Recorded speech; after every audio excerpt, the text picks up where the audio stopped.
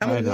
I'm a one man band operation, Michael I Pachter. hear you. You don't get paid for this either, so I know you're just having fun. People tell me all the time, they say, you should go hire someone. I'm like, yeah, but then I actually have to worry about taxes and shit like that. I don't want All to worry right, about any of that right. shit. Yeah, yeah. Fellas, we were already talking for 5 minutes, but we're going to start again. That's how Michael Pachter is generous with this time. Michael Pachter is the head analyst, entertainment, video games, movies, all of it, over at Webush, which is an investment firm. You're also the head of a group over there, I believe, that keeps track on companies that haven't yet gone public, but may Yeah, be we do a going lot of public. private company stuff. Yeah. Okay. Yeah. Okay. So people are like, well, what does he do? Right now, you're very well known in the industry. You're very well known in games media. But if people don't know, because somebody in the chat was like, what the fuck's he get paid for? And I'm like, I know what you get paid for. Is there like an elevator pitch of what you actually do? Yeah. I help investors to assess the value of prospective investments. That's my job. And those may be So individual investors or what, like funds or. it's primarily professional investors, so mutual funds and hedge funds. I mean, occasionally family office, occasionally a very wealthy individual. But if someone says, I want to buy Take Two, Mhm. what do? I help them understand, Right. well, but you know what Take Two No, produces, I just think but it's you fun. don't know what they earn. No, I'm saying well, like, I yeah, just think it's funny that somebody's like, I want to buy this. What do they do? They don't even have to. They're so rich, they don't well, care. it's not just, I mean, they might say, like, I cover Amazon, I want to buy Amazon. How do you think their cloud business compares to Azure? How does it compare to Google Cloud? Right. What happens to commodity pricing on cloud? And we talk about that. What's the profitability? Same thing. What do you think of their advertising business Right. now that we're in a recession and there's a downturn in advertising? So I talk about that kind of stuff. And the thing that cracks me up about individual internet troll observers who talk about how I'm always wrong. I don't get paid to be right. I get paid to understand how businesses make money and to clearly communicate that to investors. And so it doesn't matter if I say, I think in the future this company will make more money or make less money. And I think in the future that, for example, Netflix is going to face competition from Disney directly. And I said that in 2011. I don't need to be right that it happens in 2011. It happened in 2019. I was 8 years early. Sorry. But, Right. but I But you said, do get paid, or your company gets paid off of percentages of the trade. I mean, is that how that well, works? the firm gets paid but multiple ways. But the two big things that contribute to my pay are we provide our service for free, just like a waiter provides his service in a restaurant for free. And if you like our service, then you execute trades with us. So let's say I advise somebody and I talk them out of buying a stock. I say, don't buy movie theaters right now because the pandemic might have a resurgence in the Sure. fall. They might do, a million shares of AT&T with us just to thank us for the help. Right. Right. Right. And Right. and they'll pay us anywhere from half a penny to 5 cents a share in commissions. So if Right. they do a million shares, we'll make somewhere between 5,000 and 50,000 bucks in commission. And Okay. so we get paid. And then my firm takes all those profits at the end of the year and parses it out to the analysts. That's one way. Second way is if a company comes to us and says, we'd like to raise capital, can you help us? Either bringing in new investors or selling the company, then our investment bank advises them, and our investment bank gets leads from me, because not me and all the other analysts, Right. because I know people. So we've represented companies and sold them. We've represented companies and raised capital for them, and my banking group makes tens of millions of dollars a year. And so at the end of each year, the banking group contributes some percentage of what they generate into the research bonus pool. And our managers look at the contribution of each analyst to the overall effort and they pay us out. So I don't get paid directly on anything I do, but my team, all of my other analysts and me, Right. we split up millions of dollars of banking fees because it gets contributed because the bankers can sell deals if we have very knowledgeable professionals that know the industries and can talk intelligently to companies. So a good example, Unity. God damn, Michael Pachter, that's boring. That's boring. I don't want to talk about that anymore. Let's move on. That's how I make money. That's boring. But I'm glad you make a great living. Because the gist of it, what people want to know, you're like, dude, what? I know my ADD meds haven't kicked in yet. Just give me a moment. But because you're not wrong about the internet trolls. I mean, and my take has always been, because I've known you for a while, the motherfucker, if you're watching, the motherfucker has 2 law degrees, an MBA. This is probably the smartest person who has ever spoken to me in my 51 years on the planet. Okay. So the guy knows what he's talking about, but is it that you're just so visible because you go on all the shows and you talk to the press? Is that why, like, who else are they going to talk about? Matt, what's the guy's name? Prisabella or whatever the fuck the guy's name is. Yeah. Right. I mean, there's these other analysts, but is that why, just because you are more public? And so of course you're going to be, quote, wrong sometimes, but I mean, your batting average is pretty fucking good. You've been doing this forever. I'd say that my batting average is way over 500. So certainly I'm right more often than I'm wrong. It's certainly not 900, right. So somewhere in between, so I'm probably right 75% of the time, but I don't get paid to be right.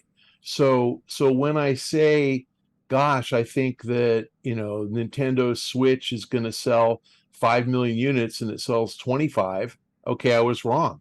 Next year I say it's going to sell 25. I'm right. Like, but it's not that hard. But if somebody comes to you and says, I'm really interested in, Microsoft or Activision stock, and you're on record at the moment, and I don't know if anything that has changed based on what the UK commission came out and said today or what have you, but you're on record at the moment of saying that you think this deal's a no-brainer, it's going to go through the FTC, So if would a client come to you and say, I'm thinking of investing $100 million in Activision, if you're wrong, isn't that bad? I mean, if you say it's going to go through and it doesn't? In fact, that happened 2 weeks ago. Okay. And for real, more than $100 million. Okay. So in fact, 2 weeks ago, someone said, I'm thinking of buying several million shares of Activision. And the question was not, they already knew, I think it's 100% going through. So the question was, what if you're wrong? Okay. What's the downside? And so I said, gosh, based on the way the market's trading right now, stock goes down to probably 65. Now, guess what? If the deal fails, I'm wrong. It won't be 65. It might be 63. It might be 70, but it's going to go down. And then they said, okay, let's say the deal doesn't go through and it goes to 65. How long does it take to get back to 80? And I said, 1 year, and here's why. And I laid out how Diablo 4 is going to sell, how Diablo Immortal's doing. And that's what I get paid to do. And guess what? Every single thing that comes out of my mouth is wrong. But directionally, I'm right. I'd say directionally, I'm right 100% of the time. So the press just picks up the specific quote, and then the fans go, he was wrong about this. It's like, motherfucker, I'm fighting a war. The battles are irrelevant, right? I mean, that's the gist. That's exactly right. Okay. I'm going to go all over the place today because I got nothing. I got nothing but time and respect for you, sir. Oh, I love that. I appreciate that. And I have ADD as well, and not that you have it, but so I'm just, my brain fires and it goes where it goes. But I'll have it after this interview. Yes, you will. It's contagious. But I don't have it yet. It's contagious. That's right. I have AFib. Is that the heart thing? Yeah, I'm okay. It's treatable. I read online that your arteries are 95% clear. Yeah, so I had this AFib issue, which is what Fetterman in Pennsylvania had, which is your heart just beats irregularly, and because it's shallow and it creates pools of blood, you get more blood clots, which causes strokes. Right. So I'm on blood pressure medicine and blood thinner. But the point is, I had to go through like ridiculous physicals, checking out my arteries and my heart and everything, and the doctor goes, "Wow, your arteries are 95% clear," which is amazing. That's at your age, is fantastic. So he goes, so 2 pieces of good news. You're not dying of a stroke and you're not dying of a heart attack. He goes, the rest of the diseases in the world are on the table, but you're not dying of those 2. Oh, that's fantastic. That's fantastic. So I'm eating more pork. Just Good letting for you know now. Good Yeah, for you. exactly. Listen, I had a camera stuck up my butthole the other day, and I'd never seen such clear pictures. Even Yeah, in I'm doing that Oh, next month. let Yeah, me I know tell you, they're really fun. I love them. I'm not even fucking with you, man. We're gonna get to video games, I promise. I love. People were like, "Oh, colonoscopy." Dude, the drugs they give you. Oh yeah, I know. You feel like 30 pounds lighter. It's like, when you you're can done. stick an Yeah. elephant up my butt, man. I don't care. Just keep them coming. They're like, well, you're fine. You don't have to come back for 5-6 years. I'm like, really? No, I'll come back next week if I get more of this fucking drug, man. It Yeah. was great. Coming. I'm having that next month. Anyway. Yeah. Well, best of luck. Am I right? I was doing some research on you, and I saw that you worked for Arco Toys for about 16 years. Oh no, Arco Atlantic Richfield Company, the oil company. Oh, okay. I was like, Arco you worked gas at station. Arco Toys? Arco gas stations. Okay, well, Remember those? yeah, that's not as sexy. Arco Toys. Do you know what Arco Toys did? I saw you write that. I didn't know what you were talking about. Arco Toys, they're called rack toys. And back when we were younger, they were like the things that they would sell on the racks at grocery stores and five and dimes and you know the drugstores and shit. And so it was. Who are you talking to? Put them on. I want to talk to. I'm looking to try to see if this isn't it, but oops. Whoa, shoot. Not like these. Not like Bernard. Oh, no, that's quality. No, I mean here. I freaking love this thing, by the way. This is Bernard, and I have from who? From what? This is from Westworld. Oh, I haven't watched it yet. Oh, you would totally know this if you did. Yes, I need to watch it. My office is Rack full Toys of toys, but they've developed a cult following, and I'm like, damn, PACHTER was everywhere. But it's the gas station. I worked for the oil company. I was anti-climate, against the world, make oil companies rich. I was one of those guys. You wanted to make them rich. That was my job. Okay. Yeah. Well, no, I was going to ask you about that seriously, because I have to imagine you deal with, I mean, because I've seen your Twitter, you're a very progressive liberal guy, just like I am. I am. And I know you're saying that gets you some shit online, but whatever. But you're in a line of work where I imagine part of your success comes from getting not evil people necessarily, but people who don't really appreciate your view of the world. Seemingly, you're helping them make a lot of money. I mean, is that something that squares? I deal exclusively with rich people. So 100% of the people that I talk to are wealthy. Mm-hmm. Right. And well, that's why we're talking, because you had to see my bank account. So my guess is that more than half of them, probably 3/4 of them, are Republicans. And so we tend not to talk about politics very often. Right. But to be fair, and when I worked for Arco, I was a tax lawyer, so I helped them minimize their taxes, and I was a tax lobbyist, so I helped them pay the least amount of taxes possible. But that's your job, and so it's like saying you're a defense lawyer and you represent murderers. Like they still have a right to a trial, they still have a right to representation, and it doesn't mean you're pro-murder. Is that hard for you though, for a guy with such leftist and progressive views? Do you come home at night and like, I need a drink? Because so I'm really enlightened about taxes, and I actually think that everybody who can afford to pay taxes should pay the least amount of taxes they can possibly do legitimately, but they should do it legitimately. So I really believe that if the government doesn't want you to avoid taxes, change the law. And if the government says we're going to let you have depreciation on corporate jets, then you depreciate them. If the you are a lobbyist, so you know good and goddamn well change I can tell you law. I can tell you that requires these people to be willing to put their nuts on the table and say, I'm willing to give up the money that I get from these guys. The two provisions I got passed into law, one was meals and housing provided for employees on the North Slope of Alaska would be exempt from tax for the employees, because we required them to be away from home. Okay. And the theory was, like, if I go stay in a hotel room on a business trip, I don't pay tax on the housing. Okay. And so we said, even though they lived there, for whatever, a month at a time, it was tax free. That didn't used to be the law. They were being taxed on that. So, are we helping the little guy? I mean, we're helping oil field workers. So I had no problem with that one. I thought that was fair. What about Right? what was it? Activision in 2018 like paid no taxes. Yeah. What So do you think again, about that? my personal view is that the law that the Democrats just passed in Congress, which is a 15% Right. minimum tax to corporations, is absolutely the right thing to do. Cool. My personal view is that the law that Trump's Republicans passed that took the corporate rate from 35 to 21 was absolutely the wrong thing to do.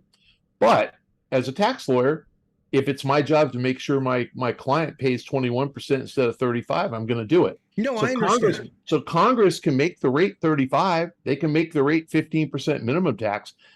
It's just the tax lawyer's job to make sure that that law is applied correctly. Sure, And but so, emotionally, does it sit well with you? no, I didn't write the law. I just I made know. sure that that it was applied correctly. So I'm all in favor of raising taxes on rich people and corporations, and I vote for it every time. But I also believe people should pay what the law requires them to pay. So no, I think it's sort of like saying, do you believe that marijuana should be legalized? Yes. But do you smoke it in states that outlaw it, like Idaho? Like, I would never take marijuana into Idaho ever, but Right. it's legal here. I wouldn't flaunt the law and say, screw it, I don't respect the law. I'm going to take if you get arrested for it, you should be in trouble. I am pro-choice, but I wouldn't advise somebody have an abortion in Louisiana because they'll go to jail. I think philosophically, I'm with you. I think the reason I break off a little bit is just because the idea of putting it on the law, when we both and most of us know good and well how almost impossible it is to get It's laws terrible. passed Yeah. because of lobbyists and because of the money that's in the system. Which is why we need to get all Republicans out, and then laws will change. And I'm not and opposed to Republicans. I'm just we'll opposed get to no, not people, elected officials. They have no integrity. Let's get them out. Let's go all Democrat all the time. You'll get progressive laws like you'd have a law that says we're forgiving student loan debt instead of an executive order, but they just can't get it passed. I mean, I don't know if you saw this. The Electoral Count Act just got its 10th senator Republican voting for it, which makes it filibuster proof because there are 10 Republicans in the Senate who have integrity, but there are 40 who don't. I don't know what the Electoral Count Act is. It makes sure that you don't have a January 6th insurrection trying to overturn the popular vote. It can never happen again. Okay. It makes automatic whatever the popular vote in each state said. The electors must. They have to vote that way. Yeah, great. Which is what the intent was all along. That seems like a constitutional amendment necessity. That doesn't seem like just you pass a law and you're done. No, the Constitution flat out says the Electoral College is left for the states to administer. So that was the loophole. Okay. That's a loophole that Eastman tried to exploit, that the states could just reject the popular vote and do what they want. This law makes it very clear the states can't reject the popular vote. Interesting. So if Trump wins in Pennsylvania, then he gets those votes, and if he loses in Pennsylvania, he doesn't. No wiggle room. Right. So we're going to switch to video games now because I know the audience wants to. But before we do, percentage chance Trump's going to end up in jail. I would say 100% that he's indicted. Mm-hmm. I would say that means he's arrested and then he's out on bail pending. Not arrested, charged. He's charged, and then there's going to be a trial. Yes. Or something. And I'd say 90+% that he's convicted. And I would say 50-50 that the ultimate sentence includes jail time. Right. So, probably 50%. And honestly, the guy, and you may not know this, but the guy's 76, right? What good is served by putting him in jail? Like, I don't think you need to do that. There's a lot of good that the fact that you put a fucking foot down and say, yeah, no, I'm saying, but convict him and he's guilty and he's a felon. But he's guilty and he's a felon. You can fine him $500,000. You can prohibit him from ever holding public office again. And you've gotten kind of all you care about. But maybe, it really depends on the judge and the jury. It's a different show. But yeah, I'm with you on that. This is on the espionage stuff, which, by the way, again, he did have secrets. Sure. He's a moron. He's a megalomaniac. He's a narcissist. I don't believe he was going to sell them to the Russians. I'll change my mind. If we have evidence that he sold them to the Russians, he's going to jail for the rest of his life. Right. But if he was merely saying, I want them as souvenirs, I'm not sure jail time is warranted. Souvenirs. I would like the file of the spy that's in Turkey right now. What a nice souvenir with his name and home address.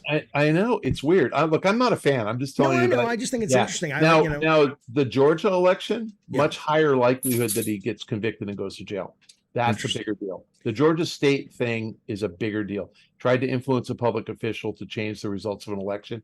That's bad. I've heard 3 people in the last 2 weeks now saying he's not going to serve any jail time because he will be convicted and he'll pretty much pull an Epstein. Like well, I'm not a big conspiracy theorist. I think Epstein was murdered. I don't think Epstein killed himself. Yeah. So there's no pulling Epstein. Somebody pulled an Epstein on Epstein. Right. So, well, that's what I think people mean. Someone's going to. And I've never been on his jet, so I don't know. I know. Speaking. Okay, so let's switch to games. And that's perfect segue. Bobby Kotick, who has been on his jet. Bobby's not going to jail. Okay. 0% chance he's going to jail. Do you know the guy personally? I know him well. Okay.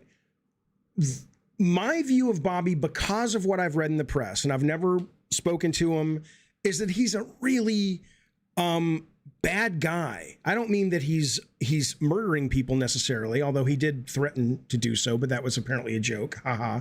But I mean, is that as a guy who knows him, do you think he's looking at all this press and going, what are you talking about? I did Call of Duty. I did this great deal with Blizzard. Why am I the bad guy? Or do you think he's like, yeah, I kind of screwed the pooch on this one? I mean, what do you think? So I have a really good friend who I'm not going to name because he get mad at me, but who says that everybody kisses my ass because of who I am. Mm-hmm. And so I have a. You mean you or your friend? Me. Okay. My friend says everybody kisses my ass because of who I am, and says I don't see the bad side of some of these people. So I really like Bobby, and Bobby's always been nothing but a gentleman to me. Always super, super generous. Always nice.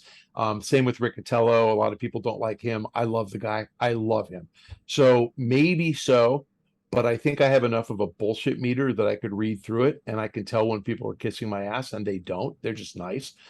So my read on Bobby is he is not a bad guy at all. And he is not, he wouldn't break the law. Is he greedy? Yes. Is he motivated by profit? Yes. Does he take advantage of employees? I don't think so. The people there get paid really well. You've never, again, with the exception of Jen O'Neill, who left Blizzard when she was CEO, saying and in fairness, saying she wasn't being paid the same as Mike Ibarra, but she was still making like $1 million or more. I've never heard anybody say Activision doesn't pay well. So Bobby's really good about that stuff. Was he oblivious to all the sexual discrimination and harassment? Yes. Really? And you really think he was oblivious? Well, they have 12,000 employees, so you would expect 1 or 2 of those things to happen. You wouldn't expect a dozen. And you've read the Journal reported, he knew, it was reported. Did they investigate deeply enough? No. Did they punish people? No. Have they fixed it now? Yes. So what do we hate about Bobby? And I think what gamers hate about him is he doesn't play games. And therefore, what could he possibly, how can he possibly understand a gamer if he doesn't play games? Andrew Wilson plays games. Do you think that EA's games are better than Activision's games? I don't. Right? I don't think they're bad. I don't either, but I don't know if that's, why I don't think it matters. What I meant, it doesn't matter. Why I have a beef with the guy is not that, though. It's just because when you preside over an organization that seems to be continually expressing problematic behavior, you start to wonder where it comes from. The sexual harassment stuff is unforgivable. It's absolutely unforgivable. Yeah.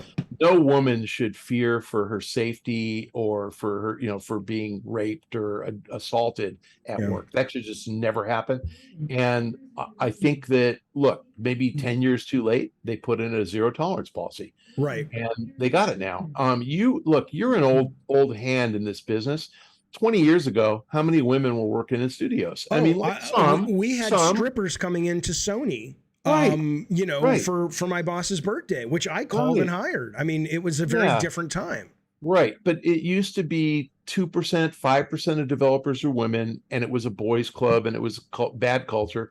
And I think there's still bad holdovers from those old days. And I think it takes a lot of ass kicking to fix it. and I think it's very fair to criticize Bobby for not doing enough to fix it soon enough. And probably that's why they're selling to Microsoft. But, do you think if the Microsoft deal goes through, he sticks around, or do you think? Oh no, he'll be gone On his own choice? Yeah. No, he's going to get paid out, and he'll be gone. Okay. Okay. I don't think that again, we lost Robert Altman, who died at Bethesda. So, so they didn't have to keep the CEO in place there. But, they don't need the CEO of the organization. You can put Todd Howard under Matt Booty, and I'm pretty sure Bethesda will still be competent, will do stuff. Right. You can put the various Activision studios under Matt Booty. Matt might need one or two more, senior people to coordinate. But no, I think they'll all run really well with Phil Spencer as the overall god and Matt Booty as head of studios. And Booty's a stud. He's great. Okay, so we got to talk about that. So let's take it one at a time. Let's take it from, even though the UK came out today, and if people are watching, you don't know, they came out and I'm going to lay speak it. You tell me if I'm getting it wrong, but the gist of it was they said, specifically as it relates to Call of Duty, we were going to come back to you on September 1st with a yes or no. We need to dive a little bit deeper. You guys have 8 days to come back to us to kind of rebut our concern that Call of Duty is really pushing you guys into monopoly territory, as well as sort of the streaming and the cloud stuff, a very nascent industry, and you guys are kind of going to come in and monopolize that. And now Microsoft has gone out already on the press today, and they've said, "Oh no, it's going to be Call of Duty is going to be everywhere." Blah, blah, blah. Yeah, right. Yeah. And my understanding is, if they report that back to the UK, that becomes legally binding. What Phil Spencer said today about Call of Duty, if that's in the report they submit, yes, that's not taking him at his word. That has to happen, or they've broken the law. Yes. So the UK is putting down a roadmap for the US. And so what the UK, both the UK, it's called Competition and Markets Authority or something, but I call it Competition Commission. The UK regulators are going to come up with the same things that the Federal Trade Commission is going to come up with here. And what the UK said was, in our review of the deal, if there is a realistic possibility of a substantial lessening of competition, they call that SLC, substantial lessening of competition, then we are required to investigate. And that's where they are now. Okay. So they're going to investigate. The investigation phase is whether there's a likelihood. So they've already concluded there's a realistic possibility of lessening competition. And understand that lessening is a relative term. So you start with the status quo. Status quo, Call of Duty shows up on PlayStation every year. Is there a realistic possibility that it might not be on PlayStation in future years? Yes. Right? Now, is there a likelihood that happens? Not if Microsoft says, we commit now and forever, Call of Duty will always be on PlayStation. There's no likelihood. If Microsoft commits binding contract with them, they call that in the US a consent decree. But if Microsoft says it will always be on PlayStation, then there's no lessening of competition vis-a-vis Call of Duty. So is that enough? Do you think that's enough to placate or to assuage the UK's concerns? It was a 31 paragraph report that would address most of the first 25 paragraphs, not all of them, maybe 3 or 4 that have something else in there. The UK also raised Starfield. I saw that, yeah. Yeah, and Starfield, not Elden Ring. What's the Elder Scrolls? Elder Scrolls. Yeah, yeah. So Starfield, the first time it was ever announced officially, it never said available on all consoles, and that was prior to Microsoft buying Bethesda. They never said multi-platform. They just said Starfield coming. We're working on it. The first time it was ever announced as a game for consoles, it was announced as an Xbox exclusive. So the UK Competition Commission said, well, wait a minute, was that going to be multi-platform? And now it's Xbox exclusive. Did you screw Sony? So Microsoft's going to have to show that Bethesda, and by the way, you're a developer, you would know this. Bethesda can prove they were never working on a PlayStation version. I mean, it's technically, either fact, yeah. It's either fact or it's not fact. So if Bethesda, prior to the acquisition by Microsoft, was never working on a PlayStation version, my guess is it's because Microsoft had a contract back in 2018 or 19 that said, make this Xbox exclusive. So we'll know. And so again, but those last 5 paragraphs or 6 paragraphs were are specifically streaming. Oh, okay. Streaming. But the Starfield stuff is specifically that game. They're not saying that Microsoft forever, if No. this goes through, can't have exclusives. No, what they're saying is you might have pulled this with Bethesda. And so Starfield, we've noticed, is an Xbox exclusive. Elder Scrolls 6, which still hasn't been announced. Pete Hines took me on back in 2017 about how they'll never announce it. Maybe that'll be Xbox exclusive. So are we noticing a pattern of behavior once you buy a studio that you pull all their games off PlayStation? They didn't say that they're going to try to make those games available on PlayStation, because I'm not sure they can, because Right. Microsoft already owns Bethesda, but maybe. And guess what? They can request it. They can't require it. But maybe they'll say to Microsoft, we won't approve the deal unless you commit Elder Scrolls 6 is on PlayStation, which again, Microsoft can commit to that. Yeah. Do you think they care? I mean, well, I would imagine it's a better business for them for 2 reasons. Tell me if I'm wrong here. More I'm money. curious. They'll make more money. Not just more money, but doesn't it make Game Pass look so much more attractive? Yes, totally. But they could make it exclusive Game Pass. But if you say, hey, buy it on PlayStation, pay $60, we don't care, right? Or join Game Pass. Now, when Disney bought Fox, yeah, did anybody ever question whether Fox movies would be in movie theaters? No. So why wouldn't Microsoft put all games on PlayStation? Of course they will. Future games, not first-party studios. Right. So I actually think it's possible that Bethesda games are headed to PlayStation anyway. It's Minecraft's still on PlayStation. They never took that off. Right. So I don't know the answer, but that's where the UK Competition Commission is headed.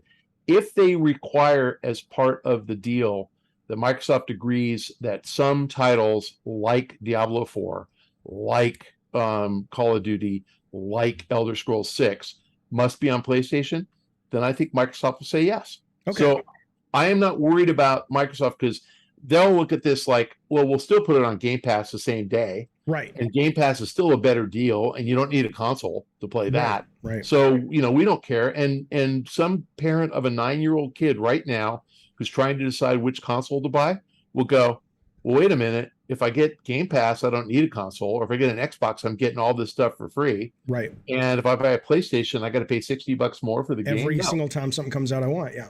So that's the game side. Then on the streaming side, and remember I talked about lessening is a relative term versus the status quo.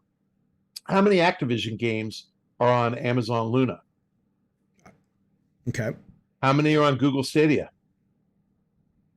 How many are, I don't even know what it's called anymore. PlayStation Plus, PlayStation Now, PlayStation. Yeah, there's a couple, but yeah. No, I don't think there are any. I don't think there are any. I thought the Crash ones were on the Crash trilogy. The Crash stuff was actually like originally PlayStation exclusive, so Sony probably had a deal. Okay. But no, Activision never were on Live. They were never on Game Tap.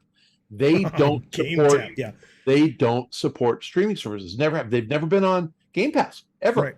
So they don't support streaming services. So the status quo right now is no games are on any competing service. So by Microsoft owning Activision, does that make it lessening of competition? Not in court, it doesn't. They lose. So I think the UK Competition Commission brought this up so that they could show the public that they're looking out for their best interests. But there's no lessening of competition if Activision games go onto Game Pass and don't show up on the other services. Now, the analogy back to film again, how many Disney movies are on Netflix? None. How many Universal movies are on Amazon? None. They're on Peacock. How many Paramount pictures are on Disney? None. They're on Paramount Plus. So each movie studio has their own stuff on their own service, right? So when Top Gun finally goes to streaming, it's Universal. It's not going on Disney Plus. It's not going on Amazon. And so nobody ever bitches about that. Every studio is allowed to have their own content on their own service. That's what Activision is going to do. Now, that's what Microsoft. And so the difference being, like, if I want to go watch Maverick right now, or in a month, it's available right now, but when it's available to rent on Apple TV for $5, it'll be for available free on Peacock. Yes. Right. Yes. And that's the same thing, is what you're saying. Yeah, like I've been watching Disney Marvel movies. So I watched Doctor Strange and I watched Shang-Li? Shang-Chi. Shang-Chi. Yeah, Shang-Chi. And which I actually like both of them. But they were both on Amazon for $5. I didn't choose to watch them on Amazon for $5 because I have Disney Plus and I got them Right. free. And that's I think I just saw Quiet Place, forgot which service it's on. It's on one of them, but it's on free on one of them, and I was getting pitched to buy it on another. Interesting.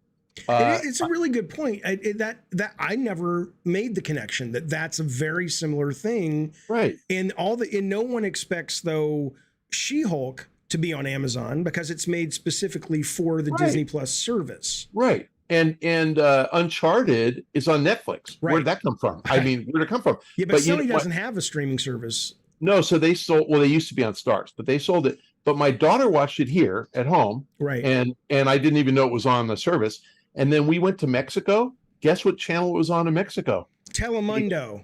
HBO. I have no idea. HBO. Okay.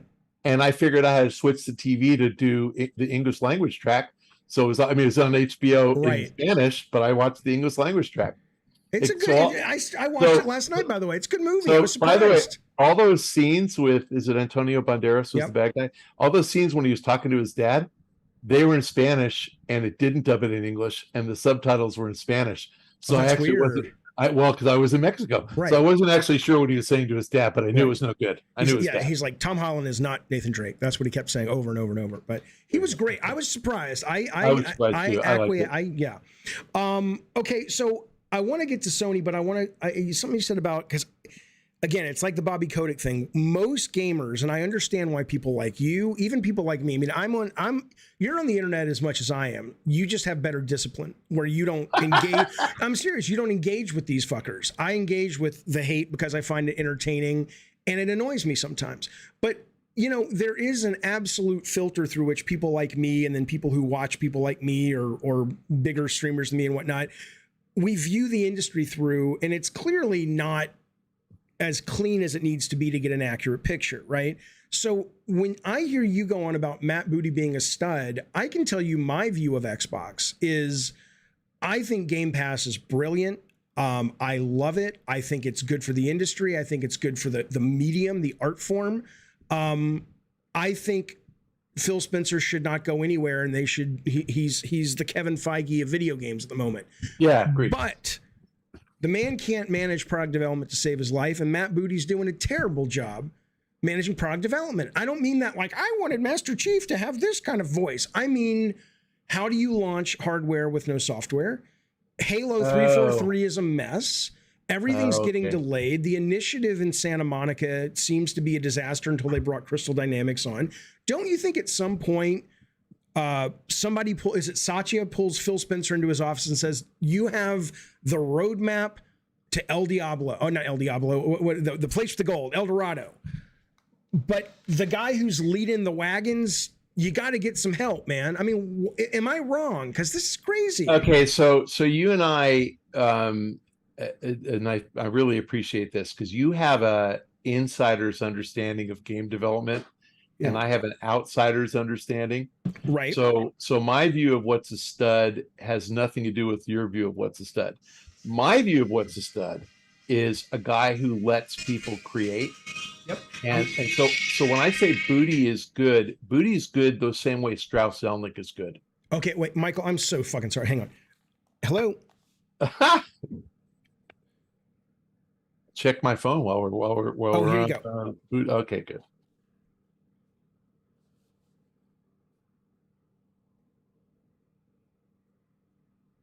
Making sure I don't have anything cool coming in here. Okay, that should be it. Thank you. I'm so sorry. It's okay. You get away. That's the cleaning lady, and trust me, I need cleaning people. We just lost ours, so we have to get a new one. I mean, although you're 100 miles from me, but I need. Yeah. Oh no, I would be dead without. Anyway, okay. So my elevator pitch on Matt is he's like Strauss. He lets people create. He doesn't force a bad result. So it might take 7 years to get a Gears of War game, but it's okay, because it'll be great. How is that? How is it acceptable? Well, no, I know, but Strauss does that with Rockstar. Like Rockstar has put one game out since GTA 5, right? It's 2013. They have one game, Red Dead, and they have, I don't even know how many, 4,000 employees, and they Yeah, are but they're working putting on. out constant content with GTA They Online. but they're working on Max Payne as well. They're working on Midnight Club as well. They're working on Bully as well. You know, there's a lot of other games coming out, but they're just no pressure because Strauss says make a game that delights consumers, and Matt's that guy. So, and if you want to say 343 is a mess, I mean, I thought Halo. I thought Halo was pretty good. I love Halo was pretty. No, yeah, so did I. It's the fact that it's the frequency of drops. No, 2 maps. They just announced today there's going to be 4 maps over the course of the next 12 months. But it's not just 3, 4. And I'm very passionate about it because when I look at the layout of studios that they have, and I look at the resources they have, and I look at this amazing transformative business model with Game Pass that they have, I'm really rooting for it because I think it's really special and could do a lot of good for the business. And I just go, dude, how are you this deep in and you don't recognize that your product development is consistently late and missing and not putting out frequent content? And so I think that, and that's a different issue, but like I think getting the initial game out and having it of high quality is super important. Sure. I think the hardest part, which is since you've put out good games, I mean, it's been years that this has evolved. The hardest part now is the constant updates. It's the season pass concept. And putting a game out now, it used to be you did a game, you walked away, God of War 1, it was over, you were done. Yep. Then it became a game and 3 or 4 pieces of DLC, course. And it was a plan and you got it.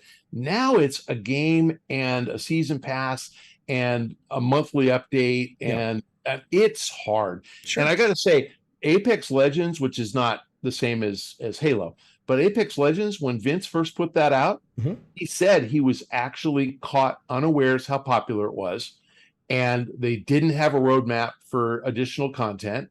It had never occurred to them it would be so popular they would need season passes. That's crazy. Then it was like a tech demo experiment. It was same with Fortnite, by the way. It took a while to figure out, and they went about a year before they got all the content drops right. Right. And the difference, I think, is Vince is just a game maker. Like, yeah, absolutely, really good.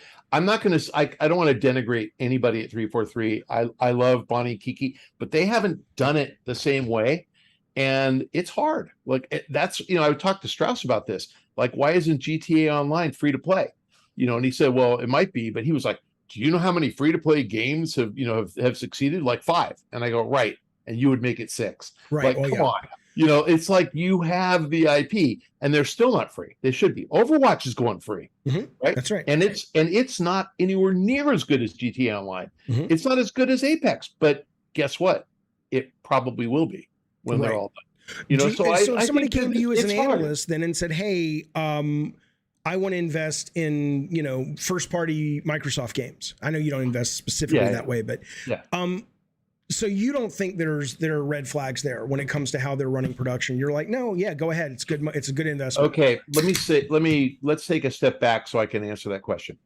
The games industry used to be $60 games only, right? Either PC or 50 or 60. It evolved into $50 or $60 plus $15 content drops. That evolved into $50 or $60 plus ongoing free to play. That evolved into free to play to start. That's Apex Legends with ongoing microtransactions, which is Fortnite. It's all those service games. And which is the best model? And the answer is they're all good, right? So it really depends on the game. But I would say, as an outsider, the best model is free. Because free costs nothing to try. It costs your time. Right. You don't have to buy a console. You don't have to spend $60. Try the game. So with GTA that's sold 140 million copies or something, they probably have 25 million active monthly players playing GTA Online. How many would they have if they went free to play tomorrow? Oh, 100 million. Yeah, exactly. 100 million, which would be everybody who ever bought GTA would come back. And then another 100 million is everybody who didn't buy GTA. I could see that game for real doing $5 billion a year. if they went free to play. I could really see that. And they're not, you're just saying Strauss just doesn't see it? No. Strauss is one. You remember the old Mark Twain quote? When I was 17, I couldn't believe how dumb my dad was. And by the time I was 25, I was shocked how much he learned. Yeah. Strauss has grown on me.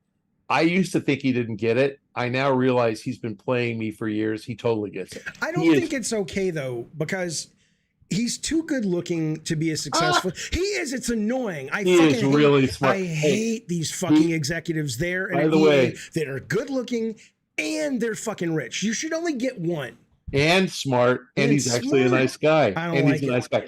So yeah, I get it. Then, at least we don't have that going for us. I know. But so Strauss totally gets this, and I will bet hard dollars that GTA Online is free to play in the next 2 years. It's awesome. happening. Okay. But he gets it. So I think it's a giant opportunity. Now that doesn't mean to say we should never have $60 games. So let's go back to the movie industry. You have movie theater movies, right? You pay $10, $20, see it in the theater. Yeah. You have movies that are made direct for streaming services. You pay nothing for The Gray Man, or Red Notice on Netflix. Right.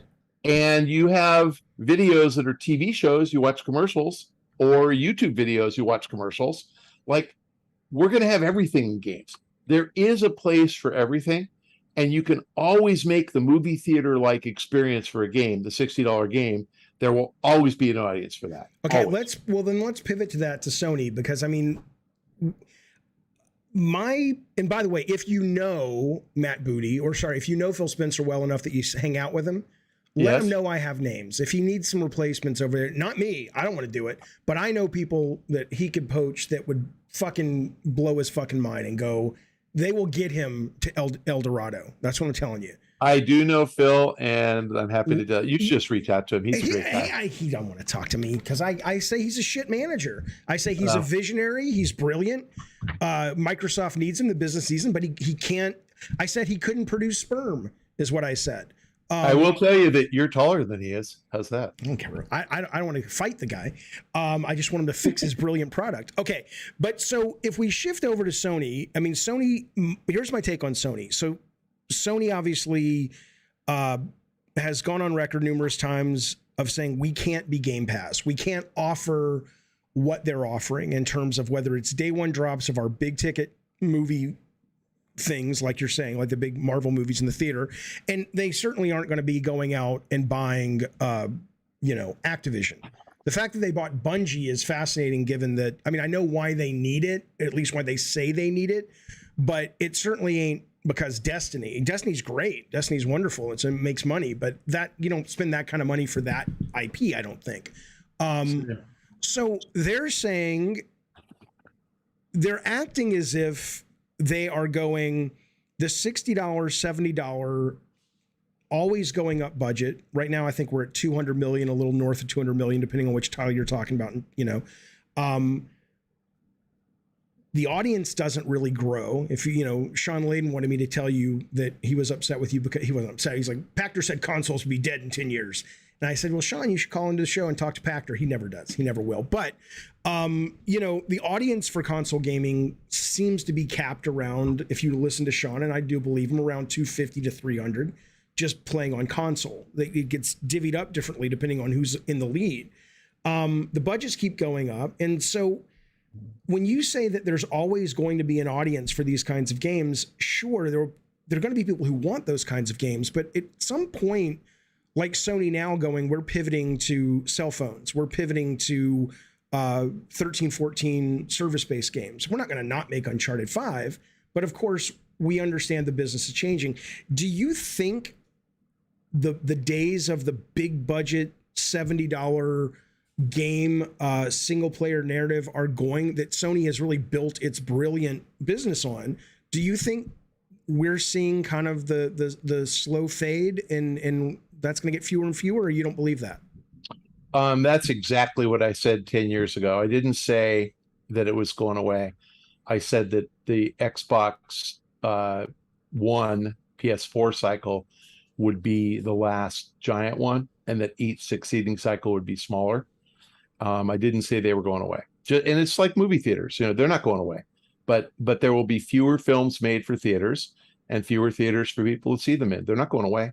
It's just that box office won't be as big as it used to be because we have so many other alternatives that are available to essentially view the same content. So the answer is there will always be console cycles. There will always be consoles, and they're just going to be one way that you play games, and obviously mobile and obviously PC. But I think the real up and coming outlet is any screen, is cloud, and I totally get we can't play like fast switch multiplayer on a screen with a with a 50 megabit connection. I mean, it won't work. But man, it's not that bad. I mean, we won't have competitive gaming, but it's not that bad. I love cloud. Cloud is excellent. And cloud for single player games, which is essentially GTA Online, that's absolutely fine. So I'm just saying that if you put Activision games on Xbox Game Pass, over time, we can say no one's going to buy a PlayStation just to play Activision games because they'll just subscribe to Game Pass and play them. Right. So it just means that Sony and Microsoft will sell fewer consoles in the future. That's what I was predicting 10 years ago. So Sean can bitch at me all he wants. That's right. Now, as far as the Sony's comment, we can't afford to support a streaming service. Have you ever seen there's a little puzzle and it shows a box and it says, connect these dots and without crossing something, and the way to do it is you start outside the box and you draw like a star to connect them all, and you can solve it. But people see the box and feel like you're not allowed to cross the lines. So, and the directions don't say that. Sony is stuck in the box. They cannot think outside the box. So, is Game Pass a good deal for Microsoft to put first-party titles on day one if you require a console to play it? Absolutely not. They will never sell enough consoles to make Game Pass make sense. Once Game Pass, and you saw this announcement, partnered with Samsung TVs, and Samsung's interface is a piece of shit. And I have two Samsung TVs. I have a Roku device on each of them because it is a piece of shit. Doesn't work. It sucks. I also have a 2022 model LG OLED TV, and I put a Roku device on that because the interface is a piece of shit. But anyway, Microsoft announced Game Pass on Samsung TVs. How long till it's Game Pass on Roku devices? Game Pass on Comcast? Right. Game Pass on Fire? Once you have that and you realize I don't need a console, now what's the Game Pass audience? Is it 25 million or is it 250 million? Well, yeah, I saw you came out and you took heat for saying 100 million, and people were like, he's a moron, he's a fucking idiot. But I agree with you 100%.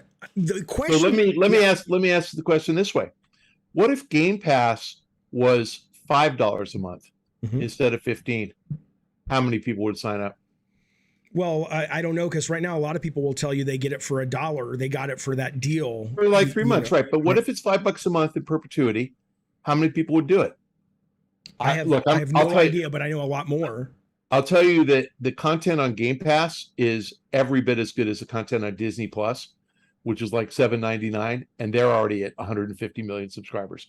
So it's just a matter of time. And I'm not saying it's Game Pass. All streaming services will be hundreds of millions of people because they'll make. And by the way, put on Game Pass, put Fortnite there, put GTA Online there, put Minecraft there. Who cares?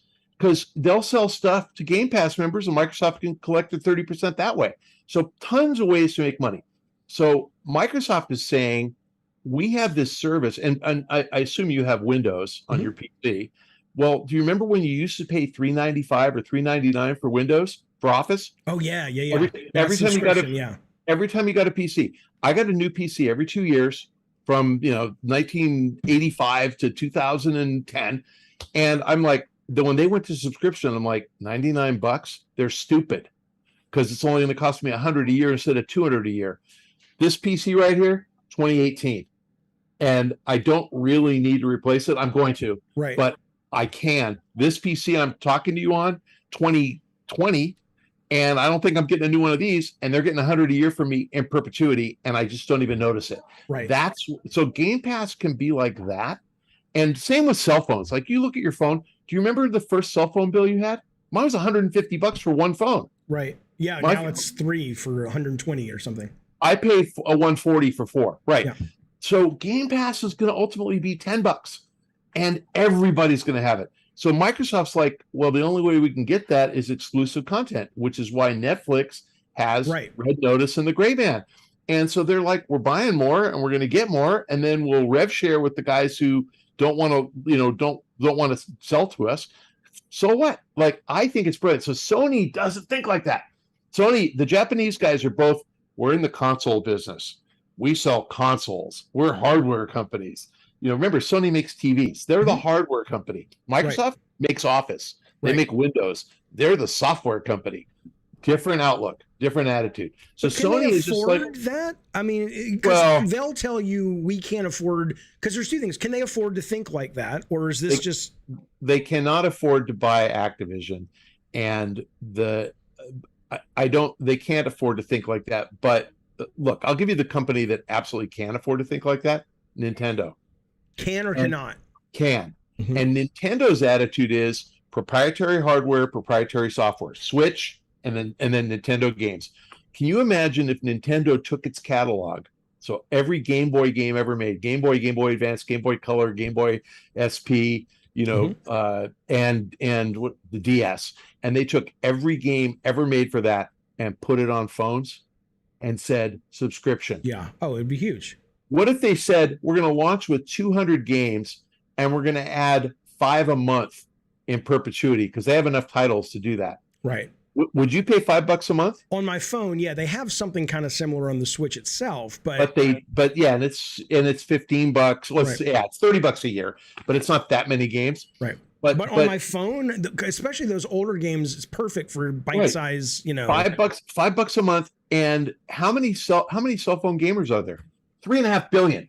Right. Do you think it's possible they could get 5% of those to pay $5 a month? Right.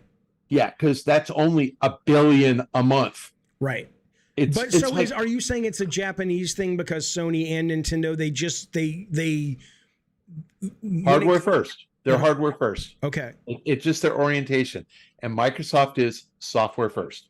So and when I'm Jim talking Ryan says Saudi and we Nadella can't afford it because it won't support our hardware business, which is that's what I'm saying. So they can't. Okay. So then the question becomes, and by the way, the way they're a hardware company is they just jacked up the price of the PS5 in Europe. It's like, what are you thinking? You don't do that. But they're like, no. The plan said hardware would be profitable by year 3. We have to. We have no choice. Yeah, they do. Subsidize it. Get over it. But is it just they're not listening, or they just don't agree with you? If you sat in a meeting with the head of Sony and said that, would he go, yeah, I just don't think you're right? I mean, because what you're saying sounds pretty fucking logical to me. I told Jim Ryan the last time I saw him, which is 2019, that Game Pass was going to eat his lunch and put him out of business. And I watched him take notes, and he thanked me for my opinion. And now his only remaining arrow in his quiver is to hope that the FTC or the UK Competition Commission blocks it. Because he's screwed. He's screwed. They're going to eat his lunch. So I've told them. Nobody listens to me. I don't care. I've been saying the same thing, Michael Pachter. None of your viewers listen to me either, which is why I'm allowed to be wrong. Because you know what? As long as you don't rely on when I'm wrong, I don't really care. Well, they come at it. A lot of my viewers come at it emotionally. To them, they're very much tied into their nostalgia of this wonderful. And again, I mean, I was part of helping create it, and I was a fan of it. This sort of wonderful, decades long of Sony kind of really defining what video games were. And so you should tell that Kratos guy on your Discord page that he can't trash me, or he can't use the name Kratos anymore. Yeah, I'm sure. Yeah, exactly. As soon as I stop selling merch that is IP that I don't own, I'll let him know he can't use it either. But it is okay. So I have to ask this, so because you talk about 100 million, 200 million people coming into games, do you think in order to serve that audience at the size that they will need to, we're going to have to see design fundamentally change? Because 200, games are hard for a lot of people to play. They're complex, they're long, they take a lot of energy. So what I actually think is going to happen is I think that the game companies are going to get smarter about partnerships. So Okay. ask why Netflix is so popular. Why do so many people have it? And the answer is because they figured out who didn't have it 10 years ago. They were like, Comcast subscribers who get cable TV don't have Netflix. And so you know what they got Comcast to do? Put a Netflix button on the remote control. And you know how they got them to do that? They said, we'll give you $1 a month for anybody who signs up on Comcast. And if you got your new remote and hit Netflix, it tuned into the Netflix channel You and saw it says everything sign you up were missing, now. yeah. Right. So, and what do you know? Next thing you knew, they were adding 10 million households in the US a year. So the game companies figured that out. And the people that you partner with are the internet providers. Because how many people have internet? Oh, all of us. I'm not asking you where the customers come from. What I'm saying is, no, the game companies will figure out that we can make money. It's if you have content and you're selling it at $60 a pop to a total install base of 250 million people, and I told you you can sell it for $10 instead of 60 to an installed base of 3.5 billion people, which sounds better to you? the second. But what I'm asking you though is, Netflix, like you're saying, Bobby Kodak's not a gamer. No, but Bobby Kodak can go home and watch Stranger Things, right? He doesn't have to be a gamer. But I'm asking, do you think the design of the games themselves will need to change if you bring in these more mainstream audiences that aren't going to want to struggle with Nathan Drake's, So did grapple? Did the design of film content have to change when YouTube came out? And the answer is, well, it did for YouTube. For YouTube, yeah. You don't have 2-hour movies on YouTube. You have scenes from 2-hour movies on YouTube, but not the whole movie. Okay. So sure, and that's why I said free to play is perfect for these subscription services because they're already intended to be bite-sized. Right. They make sense. There'll be a bridge between $60 and fully free to play. And somebody will come up with a method to monetize. And I don't know what that is because I'm not a creator and I'm not that smart. But somebody will figure out how to exploit whatever distribution method arises and wins. And I don't know what that is. Okay. And so for example, it's like you asking me when Facebook was the only social media network.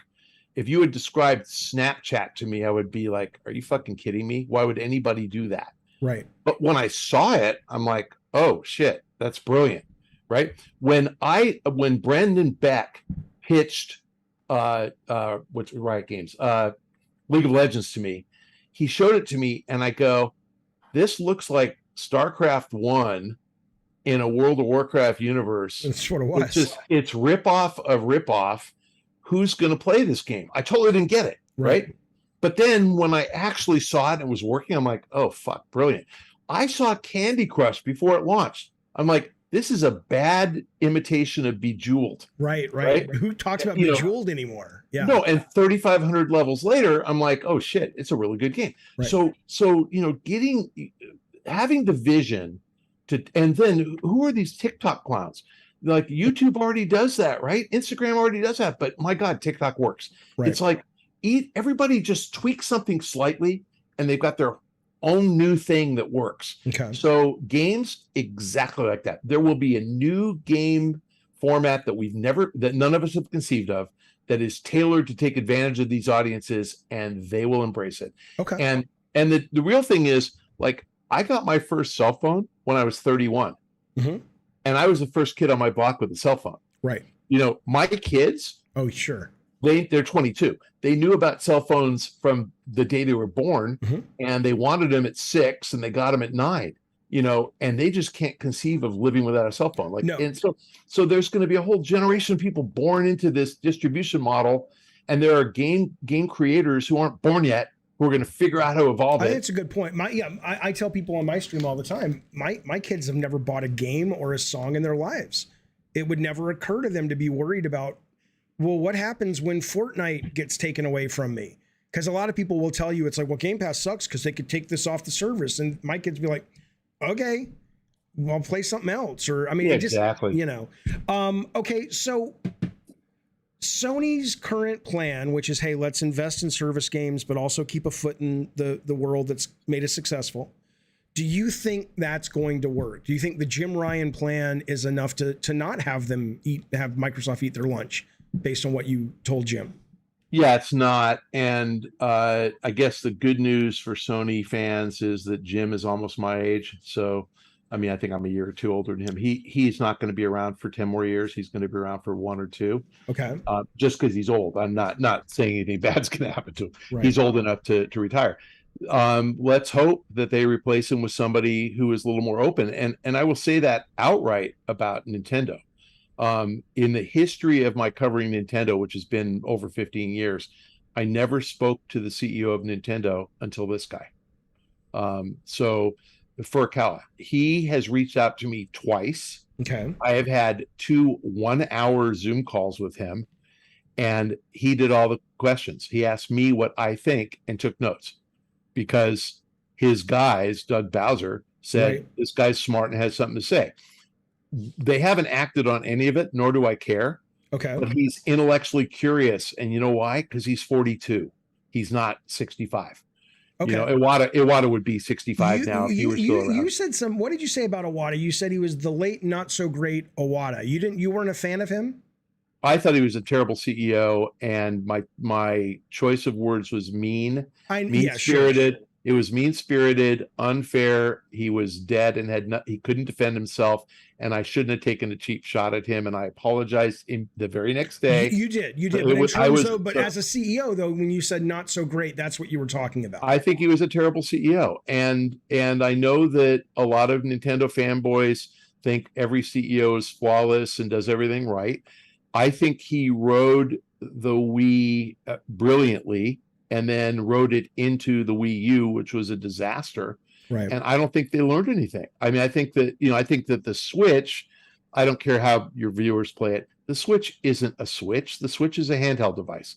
I mean, I get that you can play it on your TV, but it's a handheld device. And the games are great, and they look far better on the small screen than they do on the big screen. And Nintendo dominates handhelds, and they really aren't good at console. I mean, Wii was good because it was novel and different, but it didn't get third-party support. Wii U was a disaster. GameCube was a disaster. So, I mean, on balance, I think they did a bad job. Okay. I think that under new leadership, I think they've managed the Switch really well. I bet anything the next console is not a console. It's a handheld. Yeah. But I bet it takes advantage of this streaming capability, and it shows up on television screens. And I bet that it gets better graphic fidelity because it can. You can do that in the cloud. You don't need the hardware in the device. So I'm hopeful. I love Nintendo, by the way. I absolutely love them. But anyway, I didn't think Iwata, I thought he managed by looking in the rearview mirror. He defined their future strategy as what got them there. So he'd look at their past success. So his whole blue ocean thing, it sounds awesome, right? I want to swim in it. I saw the GDC talk he gave in the big auditorium. I want to be the fish in the ocean with no sharks. Unfortunately, that doesn't exist in the world. It sounds great, but it doesn't exist. And they got lucky with the Wii because they zigged when everybody else zagged. And they said, that's what we do from now on. And no, the world is full of sharks. And so what happened is Sony tried to compete on handheld, right, and PSP was bad and Vita was with like 4 or 5 like quick ones. Steam Deck, I guess Valve is trying. Is Steam Deck going to be a thing, or it's going to be like a minor blip for hardcore fans? Minor blip. Like, honestly, the games are amazing. Minor blip for hardcore fans. Okay. They'll never make enough money. Do you think Sony PlayStation? Well, first, do you think replacing Sean Layden with Jim Ryan was the right move? I freaking love Sean Layden. Me too. So I don't. But not as a person. Do you think he would have done a better job? No. I think he was great. Mm-hmm. I think he was really good with the studios. I think he's the most Japanese American guy I've ever met, and I know his mom's Japanese, but he's like the most Japanese American guy I've ever seen. He could bridge both cultures, just really good. I freaking love that guy. Jim Ryan's a really good guy. I just think Sean should never have been forced out. Sean was just amazing. So I think they would have been a better company had Sean been there, because I think Sean is really enlightened about what's going on around him. And I think Jim is put your head down, keep plowing forward, stay on the line, don't ever deviate. You know, like go 55 miles an hour between the lanes. That's Jim. And Sean was like, oh, there's a pretty flower over there. Let's go over there and check that one out. You know, and I think you need that. You need that in leadership. You need a guy who's willing to deviate from the path and try to do things. So how did Jim Ryan manage to get in the captain's chair then? CFO, super competent finance guy, and I think Sony was at a point where profit mattered, and so they put a guy who was focused on profitability in the captain's chair. And it, you know, again, it's every corporation's mission to maximize profit, right? And it's the rare, you know, Strauss-Zelnick who says delighting the consumer is what drives us, not profits. Like, profits will come if we do that, you know, correctly. Okay. Sony as a PlayStation maker, I mean, obviously everything's going streaming eventually. I don't know if it's 10 years, 20 years, but I believe in it very much. But do you think they're the next Sega in this? I mean, with Amazon coming in, talking about EA, even though I know that was debunked, but where there's smoke, there's fires, they say. I mean, why the fuck would that story picked up the traction it picked up? Is Sony big enough to play in what is becoming this field? Wow. You know, I think that the partnership with Microsoft is problematic, but I don't think Microsoft is evil or unethical. It's sort of like Netflix using Amazon Cloud to stream its video. They compete, but they also use them. So I think that could work. I think Sony's got to embrace the Game Pass business model, right, to really thrive. Not to say abandon the PlayStation, keep that up too, but embrace the Game Pass model and start thinking outside the box at 100 million and 200 million subscribers. They can get there. What does that take? Does that take first party? It takes, yeah, but does it take a bloody nose and Jim Ryan wakes up, or Jim Ryan is pushed out, and that's what it takes? Because without that, it takes first party content, day and date on the service. You do that, you're going to get the subscribers, and every one of your fans will acknowledge that, you know, pre-Activision, Sony's first party lineup is better than Microsoft's first party lineup. No, but I'm saying, what does it take for Sony to say we have to change our philosophy? Is it just enough failure or having their lunch eaten? Because right now, if you listen to Sony's public message, it's, you know, yeah, we're doing service games, we're doing phone games, but we're not doing this day one shit. I don't know. Like, I don't know them well enough. I don't know that I couldn't even name the CEO of Sony anymore. Okay. It takes some guy at the top. I mean, it used to be Kaz Hirai, who I think actually could have gotten this right. Ken Kutaragi could have gotten this right. But Ken Kutaragi, I mean, I think he was done kind of dirty, don't you? I mean, I get the fact that the PlayStation 3, he was a nightmare. It was a nightmare, but he fucking changed the industry. Give the guy a pass. He changed the world. Yeah. No, he's a visionary. I mean, he was like the Steve Jobs at Sony. And I don't know. I don't know who has to change. I don't know if it's their board. I don't know if it's their CEO. I don't know if it's, you know, the manufacturing guys just want to keep getting big, you know, getting paid out on console sales. I don't know. Somebody's got to figure out there's more money by changing the model. And honestly, you know, what changed at Microsoft? Was it Satya Nadella replacing Steve Ballmer? Like, I don't know. Could have been. I don't know. Right. And where does that guy come from? I don't know. Okay. Fair enough. I'd never heard of Satya Nadella until he became CEO. I had neither. That's true. No, I mean, you know, but Phil Spencer is a constant. Yeah, I like Phil Spencer. Okay, let me do speed around, then I'm going to take calls if you're okay with that. Yeah. Next big acquisition that hasn't been announced that you feel is coming. You know, the one that should happen is Valve.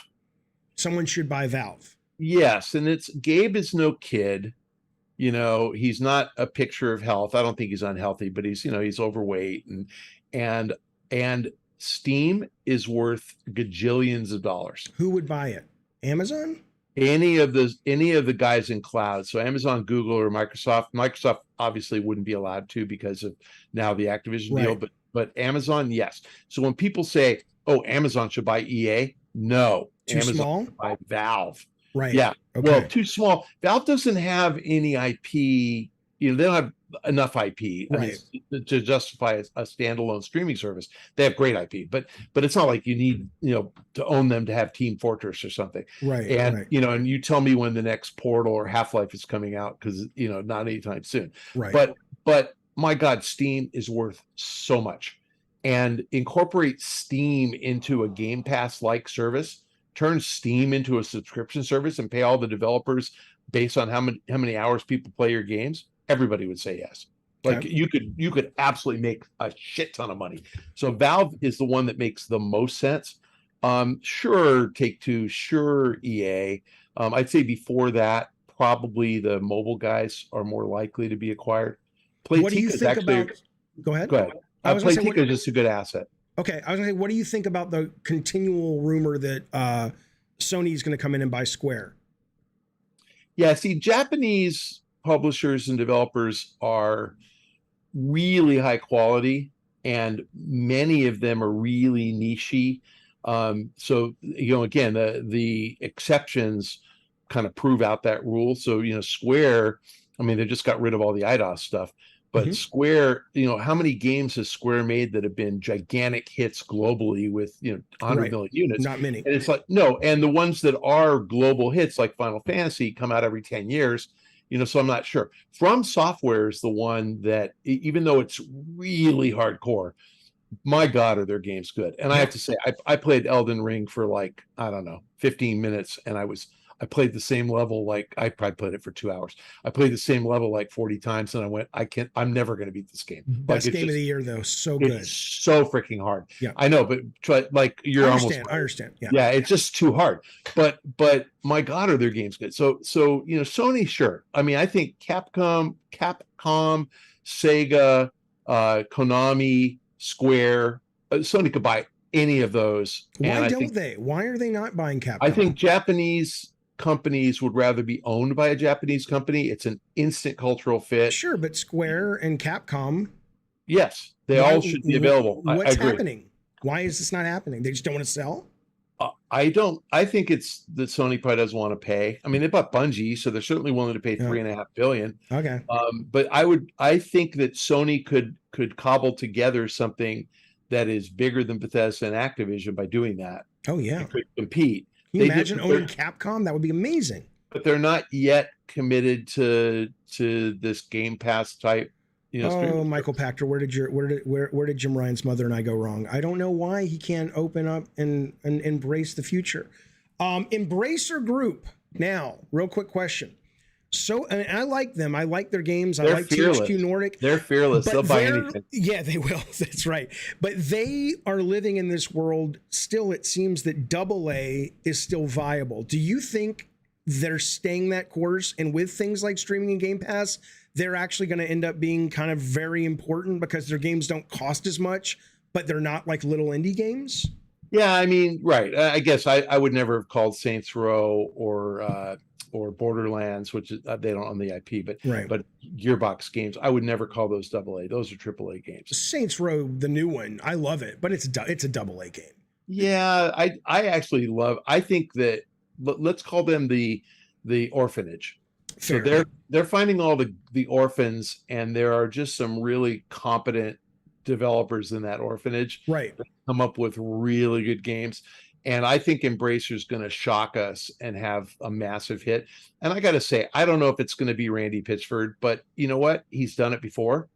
He could do it again. Okay. Yeah. So I think you put together enough talented people, and something's gonna pop out of there, and they're gonna have AAA. So So you think they will eventually pivot to AAAs? They're not going to stay in this Darksiders realm. And this is like asking me if I think that there's room for movies that cost less than Top Gun to make.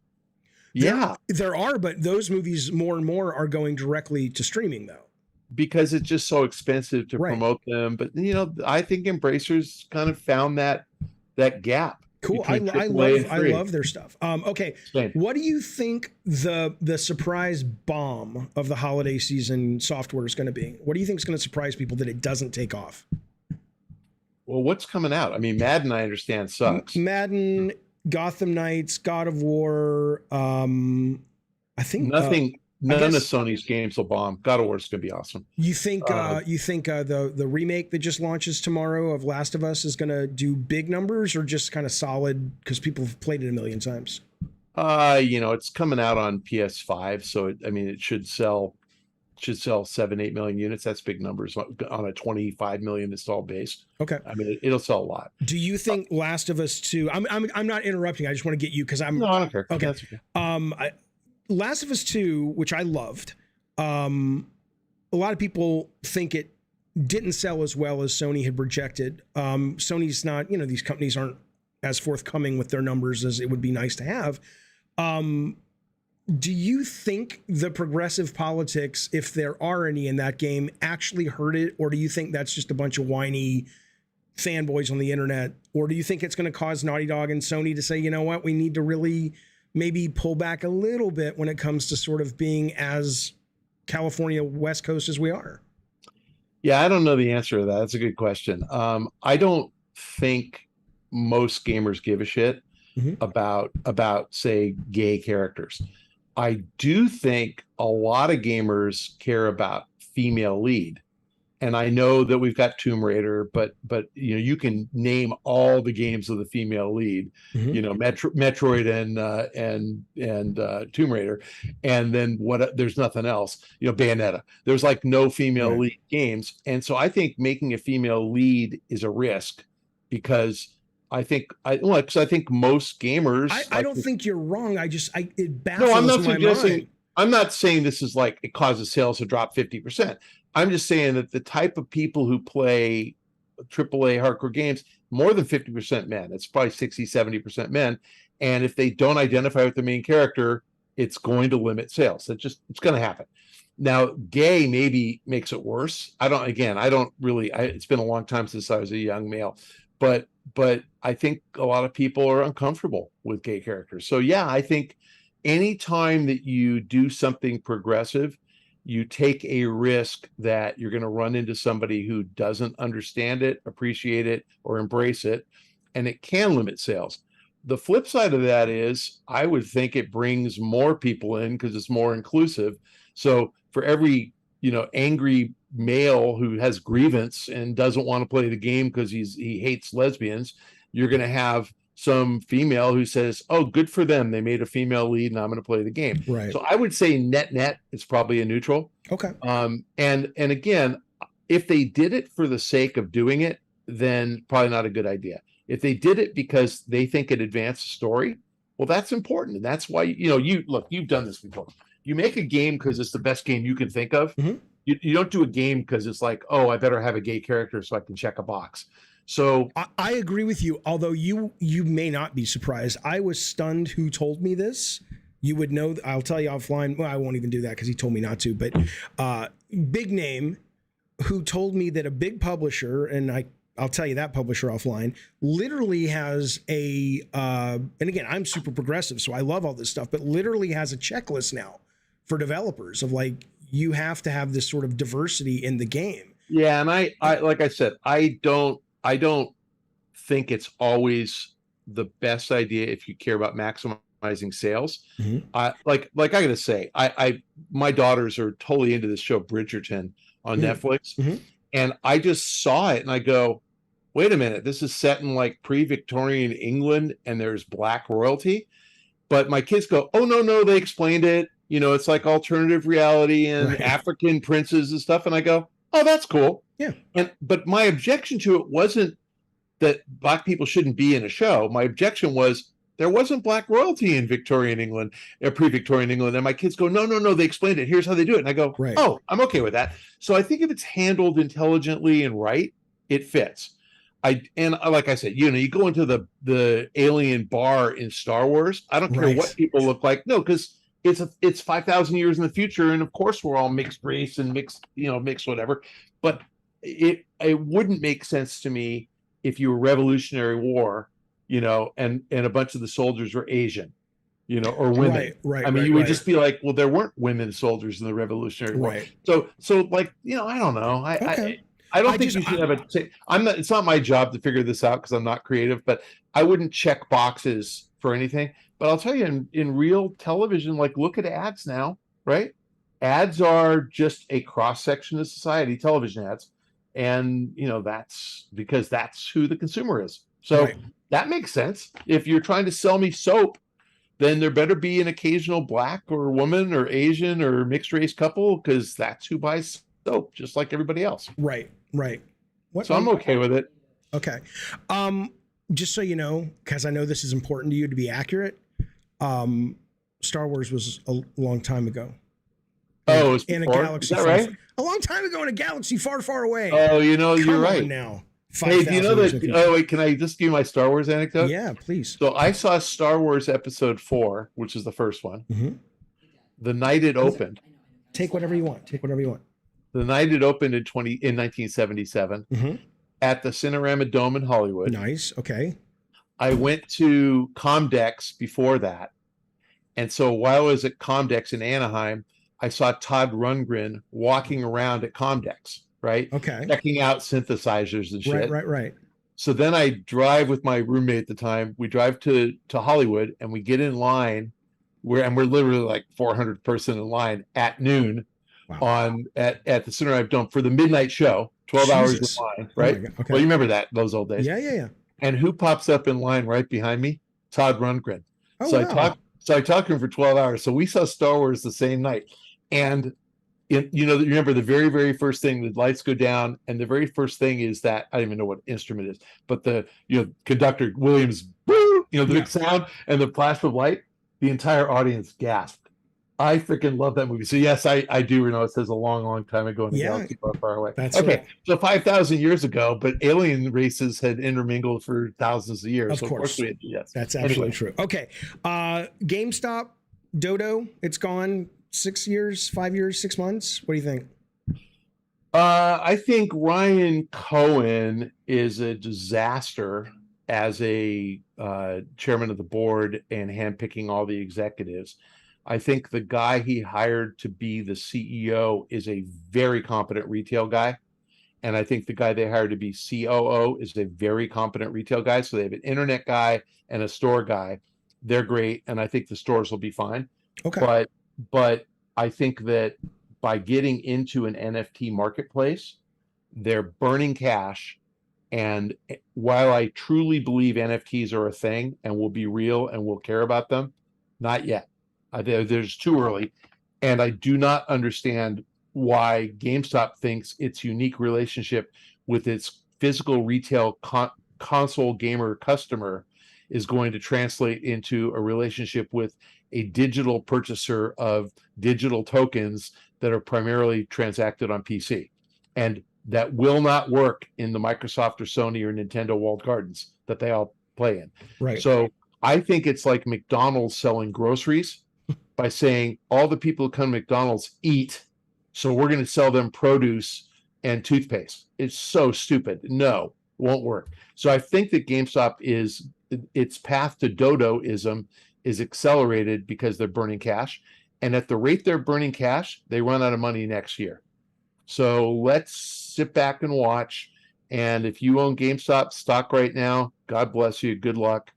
But I don't see the value there at all. Understood. Okay, I'm going to go to Super Chats. If you want to talk to good Sir Michael Pachter live, put yourself in the Discord call-in waiting room. And before we get to that, I will read all you guys who have been very generous and tossing ducats at the show. So Michael will hear what you have to say. Let me read those right now. And to new members, welcome. I don't have, obviously, the time right now to get into all the crazy welcoming nonsense we do. But I sure do appreciate your support. So, Michael, now wait, should I have this on? Keep it on, but mute your Zoom. Mute my Zoom happening. Hang on. Okay. Okay, Eric83 says, Michael gets everything wrong. LOL. That's all he wants you to know, sir. Can you hear me? Oh, hang on. I got to bring you up. Hang on. You can still hear me, Michael. It says you're muted in the Discord. So if you right click on your face, you'll probably see a check. I see it. There you go. I'm muted in Discord. Perfect. And Perfect. I think I'm I got sound here. Let me turn off the sound. Oh, I got the same. Okay, I'm good. Okay, we're good. Okay. So yeah, Eric83 wants you to know that you get everything wrong. LOL. Yeah, that's really helpful. Does Thank that you. bother you, or are you just like, I don't give a fuck? I'm a rich, well-educated, married man with kids. Go fuck yourself. Is that kind of your take, or does it bother you late at night? That is specifically what I think. Those words exactly. Excellent. Okay. George Arnos, thank you, buddy, for the super chat. He says, PACHTER, I've been watching your content for years. Thank you for offering. Oh, you just dropped out again. You just put yourself in the call and waiting room, PACHTER. What's going on there, buddy? What, you keep moving out? Is it forcing you out? And What's that? yeah, okay. You hear me? Yeah, Am we're I good. We're good. Okay. Okay. He says, All right, PACHTER, I've been watching your content for years. Thank you for offering your insightful perceptions of the industry that gamers, devs like me don't hear elsewhere. So you got a fan there, baby. Vitaphone, thank you for becoming a member. I appreciate that very much. Vitaphone super chatted. He says, hey, nice to see a pseudo bonus round reunion. Glad to see you guys sharing a screen again. Wish we could see more of that. Been a fan of both y'all and a Pack Attack fan since back in the day. Very nice. Cool. You got love out Thank you, there, guys. Michael Pachter. Think about that. All right, we got a call. Oh, actually, we also got Jerry A saying, this entire time I thought you were interviewing Michael McDonald. Sweet Freedom. Fuck you. Fuck you. Sweet Freedom's a great goddamn song. By the way, my wife loves that guy. She would make that trade in a heartbeat. Oh, the thing that's crazy, I'm not married anymore, but when I was married, you know how you have like a freebie if it's a celebrity? In your line of work, in my line of work, we meet those people all the fucking time. I met my wife's freebie and I'm like, oh shit.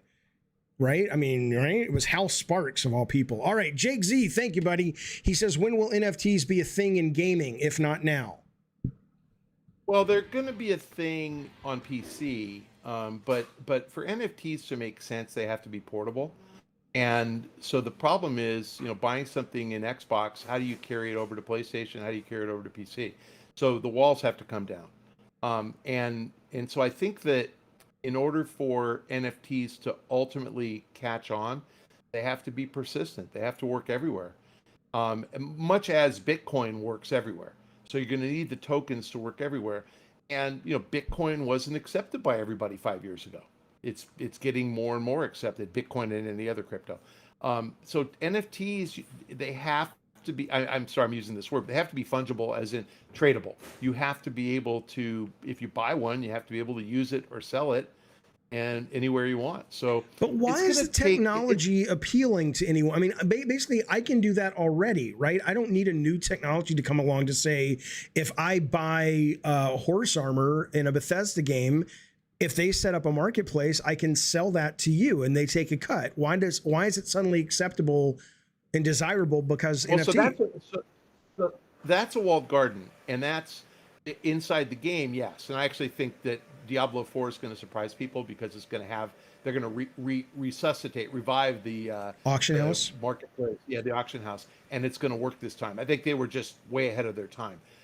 But think about it beyond games, and think about it like if you buy a pair of Nikes in the real world, you can wear them anywhere you go, right? You can go into a Puma store and they're not going to kick you out, right? You can wear Nikes any place you want to go. So if you buy an NFT in the virtual universe, you should be able to take that with you anywhere you want to go. Give me an example. The horse armor may not work in other games. Yeah, give me an example of when does it work? Where does it work? Nikes. No, Nikes. in the digital space. Any product that you buy, like again, why do Nikes charge so much? Because they can command a premium because people want them. The best marketing they can get is some famous person wearing them. LeBron James wearing, Air Jordans, and they can sell them for $300 because LeBron James wears them. Well, guess what? When I wore them as a kid to junior high, other kids saw them and went, "Ooh, nice kicks. Where'd you get them? I want some." How about if I wear them in a game? How about if I wear them when I'm in Facebook? Why can't I wear them on my TikTok video? I can, of course. A video I can. Why can't I wear them in my avatar in a game? Why can't I? Well, but think about because imagine that Call of Duty comes out and NFTs are a thing, and I've gone over and I've bought some from the Nike Metaverse store. I've bought Air Jordans. The people who make Call of Duty are going to go, you're not going to come in here and fuck up our intellectual property by having people running around dressed as Ronald McDonald because they bought it. Right. That's exactly right. So you won't be able to do it in Call of Duty. How about GTA Online?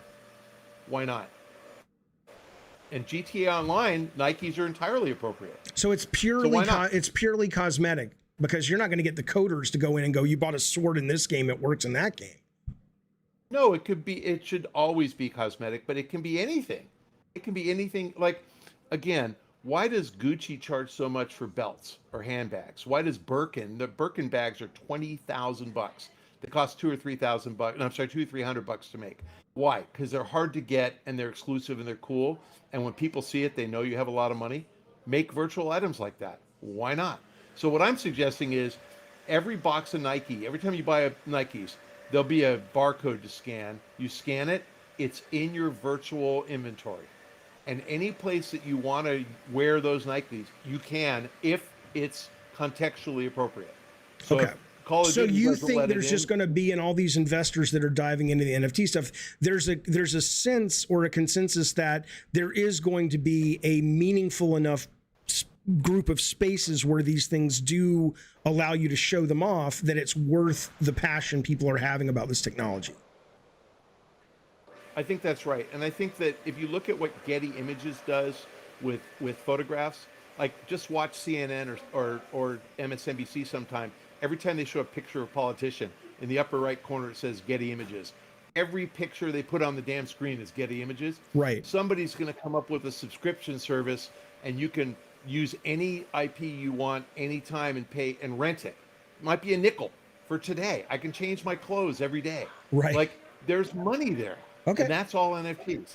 So, okay, let's bring in Rith Danny wants to talk to you. Rith Danny, you were on with good sir Michael. I'm gonna tell, is she back me right there? Hang on. Yeah, Rith, are you there? Yeah, I'm here, buddy. All right, can you talk a little louder so we can hear you? Oh, can you hear me better now? I can hear you great, and you were on with Michael Pachter. Hi, I Michael. told you no housekeeper. My daughter's vacuuming right outside my door. It's okay, Pat. I've got first off, I'm a big fan. I remember the pack attacks back in the day on the 360. It was awesome. Thank you. It's still on YouTube, Pachter Factor. Yeah, I don't get to watch it as often. I don't have the time I did when I was a teenager, sadly. But anyway, I've got a quick question for you and one for Jaffe, if Jaffe has time. Pachter, in the gaming world, a lot in the hardcore gaming scene, people always ask, is Game Pass sustainable? My question to you is, what does that mean? Like, would Xbox allow it to keep, to be unprofitable as long as they kept growing in subscribers? Would Microsoft allow them to do something like that? Yes. Yep. They're committed. So they've made the decision that they're going to get big, and that number, I would guess that they're really not losing money even at 25 million subscribers. 25 million number came from their earnings for the December quarter. So they haven't updated it since. And I think if you go a year past Activision, like, how many World of Warcraft subscribers are going to become Game Pass members? Because it's the same price. Yeah, but I'm saying all of them, right? And you know what's cool about World of Warcraft? There's 6 million of you, right? And so what happens when 25 million noobs show up in World of Warcraft and you can take all their shit? Like, fun for you, right?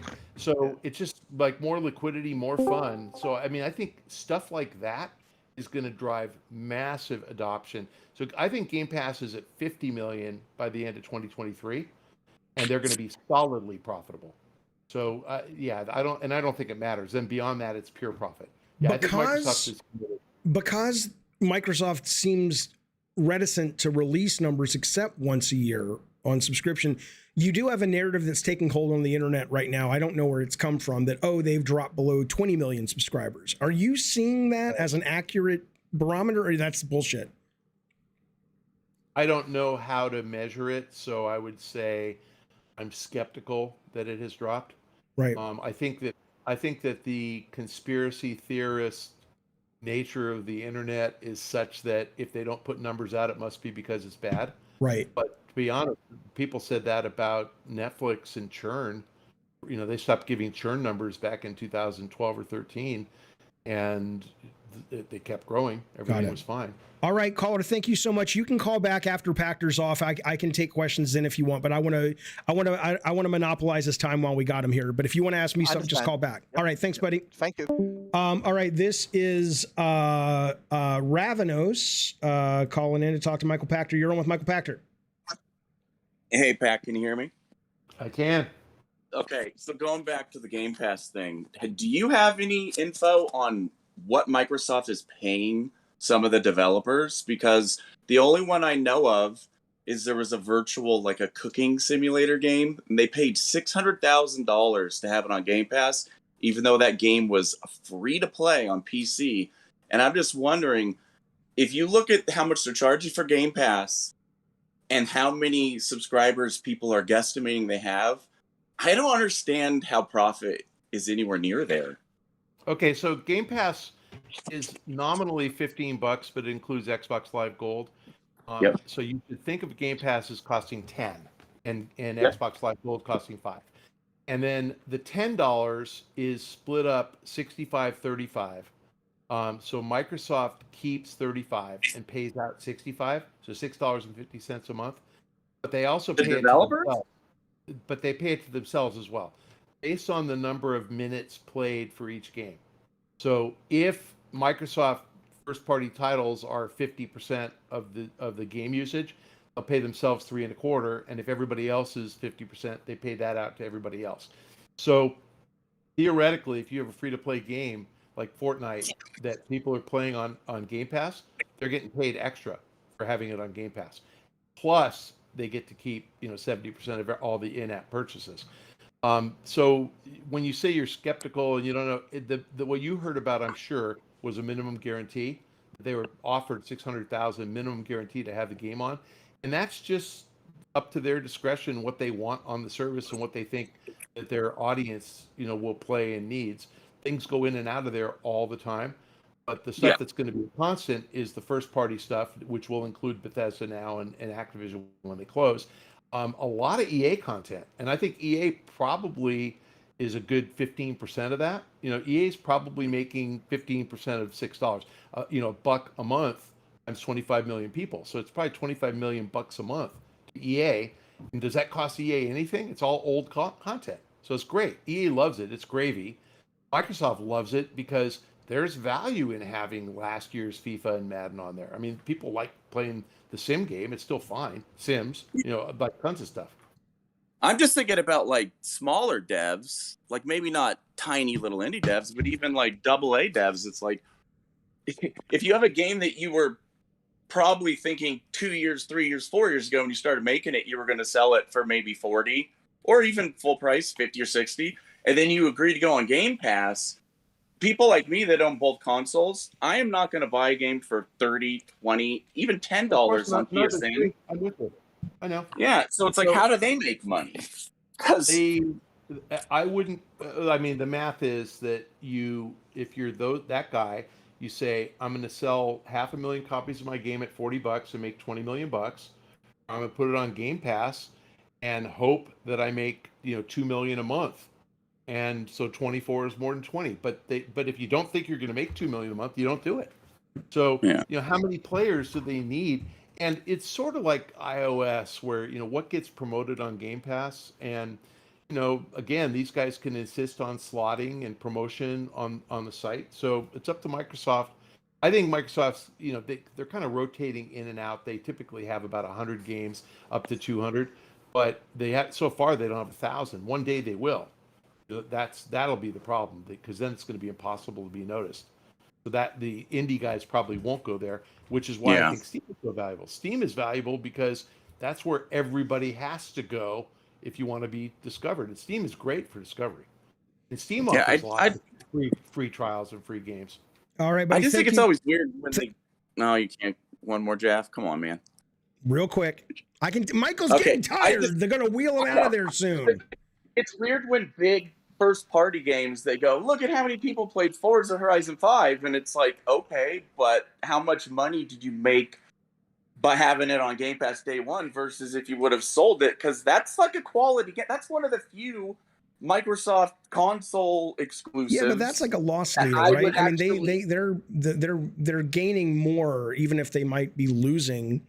I imagine, Pachter, correct? I mean, they could have made more money, maybe, but not in. I mean, look, the what you're Unless really it's saying DLC. is, like, why would Netflix ever put a movie on Netflix instead of putting it in the No, theater? because Netflix doesn't No, sell. no, it is. No, it is that. If Netflix put their movies in theaters, they'd make an extra 20, 30, 50 million bucks each movie. There'd be some box office, and then put it on Netflix. But they've concluded offering it only on Netflix, we're going to get more subscribers and keep them. I don't know that that's right. So I mean, I agree with you that it's probably suboptimal to launch a game on Game Pass first and only. That's why, like I said, Disney Plus doesn't do that with movies. Fox films show up in the theater, so do Disney films. They don't Yeah. go direct to Disney Plus, and that's where Sony is. But Well- I think with Microsoft, they're building a business. They want to get to 200 million subscribers, so they're gonna take the hit until right. they get there. All right, thanks Thanks man. for I your time. appreciate it. The one thing I'll say about the movie analogy, though, which is different for games, is that in video, you know, a 2-hour movie and a 2-hour Red Notice made for Netflix or a Disney Plus series, in video games, there's no real difference to that, though, right? The idea of putting it in the theater first and then putting it on Disney Plus may no longer put movies first, but when you're watching a subscription service, do you really feel any different between watching Shang-Chi on a subscription service versus watching Hawkeye? I mean, it's still content. Okay, so when you think about a movie, this is why movies, the analogy's right. If you think about the most successful movie of all time, you know, Avengers, whatever the second In-game, yeah. Let's call it $3 billion, average ticket $15. How many people saw it? $15. What's 15 to 3 billion? 200 million people. Yeah. Right? How many people subscribe to streaming services? Right? How many people are going to watch it on TV? How many people watch VOD, Right. pay-per-view? It's way more than 200 million people when Sure. you're all done. It'll be 1 billion, right? So the idea is there's an audience for that premium experience on the console, but there's a much bigger audience that's a multiple larger Right. that wants to play it on a subscription service. So Microsoft's just making the bet. Oh, I agree. But I'm and so- saying that it's and so- sexier and more desirable to have the subscription service if it's day one. I'm less So- interested if I can't get Callisto Protocol day one on Game Pass. So Netflix has made a bunch of shitty movies like Bird Box and That bragged come- about 45 million people watched it, but how many people would have paid $10 to see it in the theater? No way 45 million Right. people. Right. You know, it just wasn't that good.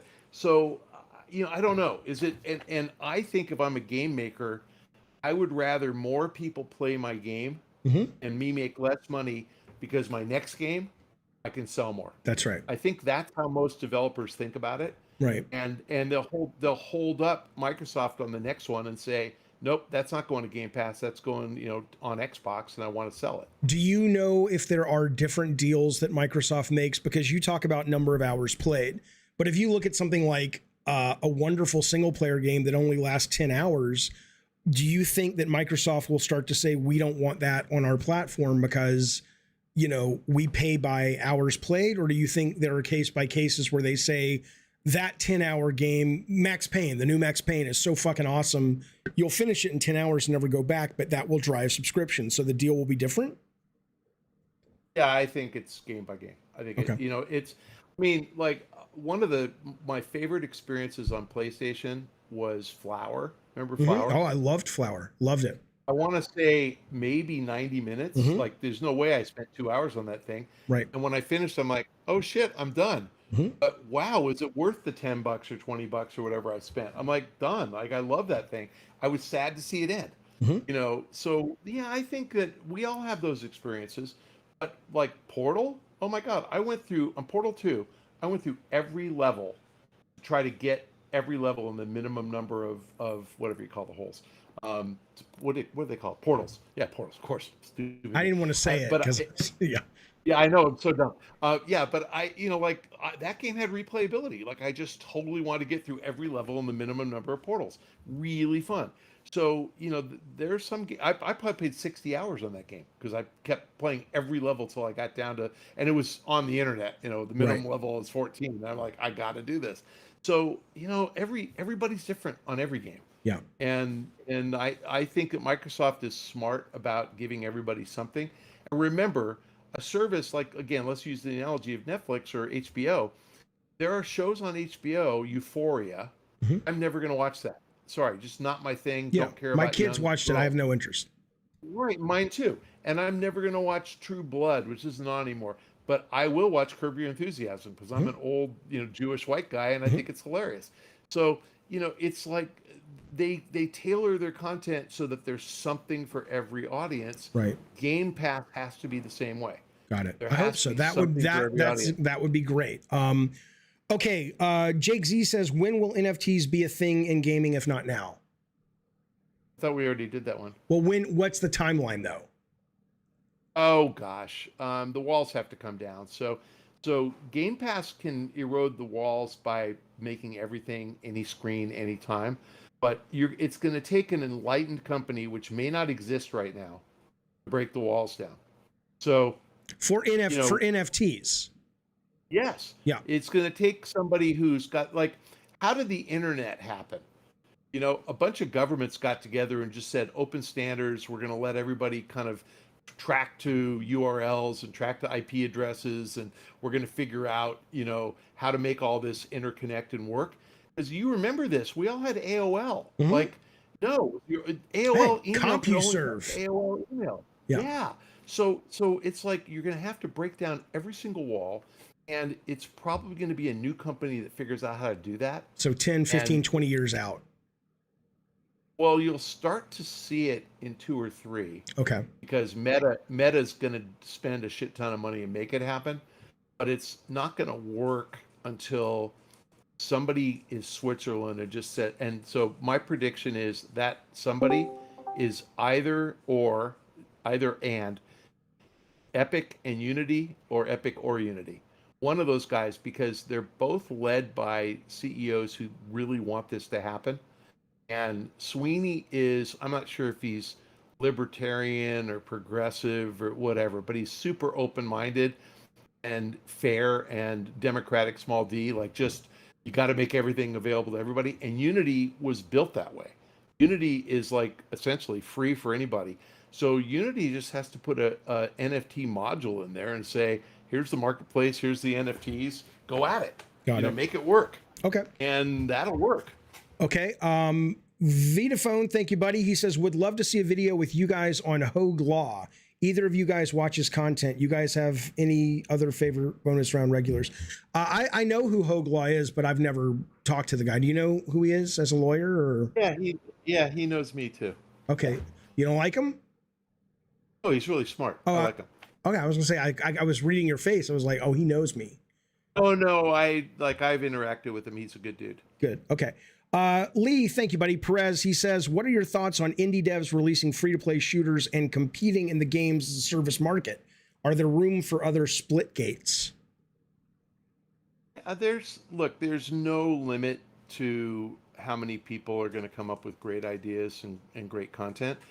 And I think the example of Justin Bieber being a YouTuber and being discovered Right. is really important. That he's one of 50 million kids who posted videos on YouTube, and he made it because he's really freaking great. Mm-hmm. And I think there are TikTokers that are Olivia Rodrigo, I think, was a Disney Mouseketeer or something, but there are TikTokers who have become big because Rachel Ziegler was in the fucking Spielberg movie, Yeah. wasn't? Yeah, amazing. Yeah. So you just need a democratic approach with a small d, a democratic approach that you have an open universe for anybody, and you're going to get indie developers who are going to come up with amazing ideas. And to be honest with you, what is Minecraft? It's not like those guys who are like accomplished video game developers. They came up with an idea and it just Well, worked, someone and else it took actually off. already had the idea and they kind of riffed on it. So yeah. Yeah. But you're saying it's you're a believer. Oh yeah. No, I think that the more democratic you make game development, I think, like I said, like when I was a little kid, we didn't have computers, No, so we couldn't program. I mean, they were too no, expensive, right? no. And when I first got a job, we had dumb terminals and a mainframe, so it's like now kids are born with an iPad in their hands, and Unity works, and they're like, and Unity's going cloud. You're going to have generations of kids who grow up creating content, Hmm. and whether it's NFTs or game experiences or 3D videos, whatever, I just think it's never going to slow. It's going to Cool. you're going to have hundreds of millions of people creating instead of tens of thousands. And Okay. that's good for everybody. All right, we have 3 more final calls. I'm going to ask you guys, please, to keep them short, just because I know we've taken a lot of this guy's time, and I appreciate it. But we want to hear what you have to say. This is Matt 007. You're on with PACHTER. What's up, guys? Appreciate you guys allowing me to be on here. Can you hear me? Yeah, thanks for calling in, buddy. All right, cool. Just a quick question. So yeah, I'm just curious about going back to the whole Sony and the Game Pass thing. I'm just curious, like, how do you guys think Sony can compete, like, with Game Pass, knowing that they may not be able to, I guess, put games like God of War as, like, those big first-party titles like day one? Okay, I'm going to let PACHTER take it. Thank you for the call, buddy. I appreciate it. All right, cool. Thanks. They won't compete if they don't make it day one. So they'll try and then they won't succeed. So I mean, I don't think they can compete. I think I mean, obviously there's a way to maybe improve the business model and come up with something even better. But my point is, Game Pass doesn't require a console. And if we come back in 5 years, Game Pass will work on any screen, and you won't even know why. I mean, do you need a Roku device, or can they just work with any internet router in every house? Like, ultimately, it's going to work that way. So Amazon Luna, I'm sure you don't know this because nobody uses it. I do. Their I think it's a game great controller- service. Great service. Their game controller doesn't talk to your TV; it talks to your router. It's crazy.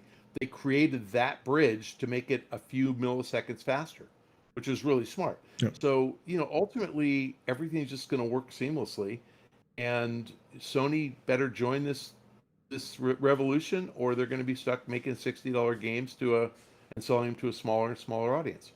Okay, this is Gravity calling in. Gravity, you're on with Michael PACHTER. Thank you. Quick question. We've seen a convergence of how games and movies are distributed, with the notable exception of digital game rentals. Do you see a future for that market? All right, thanks, buddy.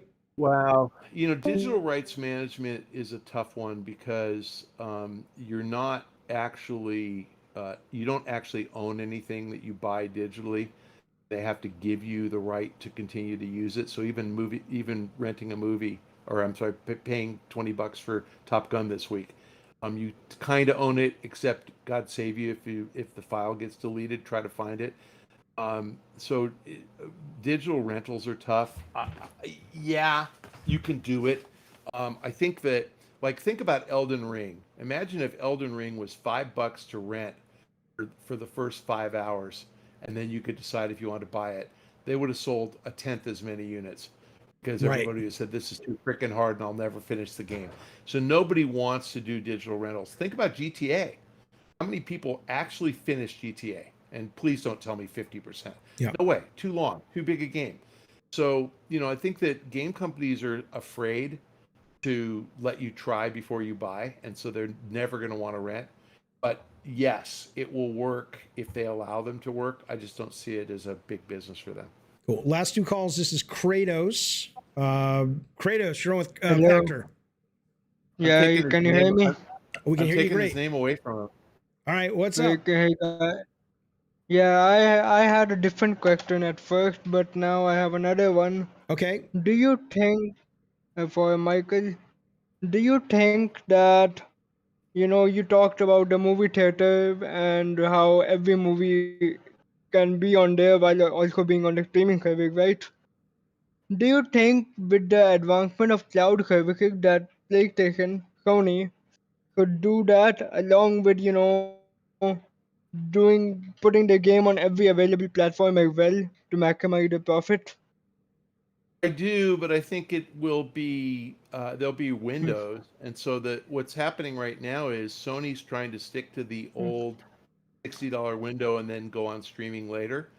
Microsoft's doing everything all at once, and I think So, somebody's going to so do figure you, out the yeah. right cadence. So do you think they should be day one on Windows as well, computer? Oh, you mean Sony? Only Yeah. if they want to maximize the subscribers, but as we talked about earlier, they won't maximize profits that way for years. It'll take a long time for them to get to the critical mass of 50 million or 100 million subscriber break even.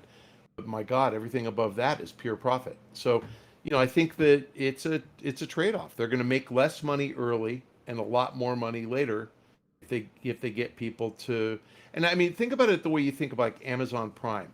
Like it's a bad deal if you don't buy stuff on Amazon to spend 120 bucks or 140 bucks a year. But once you do it, you buy more stuff on Amazon. So, it ends up losing Amazon money on shipping, but they make more money on selling you stuff because you already paid for it. So that's how subscriptions should work. More people will watch it more if they subscribe, but it's chicken and egg. Which one comes first? And it's hard for Sony to give up the profits that they know, to chase the profits that maybe will happen. It's a hard decision. I'm not sure Sony has enough first-party content to pull it off. Microsoft did not have enough first-party content until they bought Bethesda, those 6 other studios, and Yeah, now 'cause you didn't Activision. believe in Game Pass at first because of that, correct? Because they didn't have enough first-party content. Right. And Sony doesn't either. So I don't think Sony can succeed unless they buy somebody. But as we said, Konami, Capcom, Square Enix, Sega, sure, then they have enough.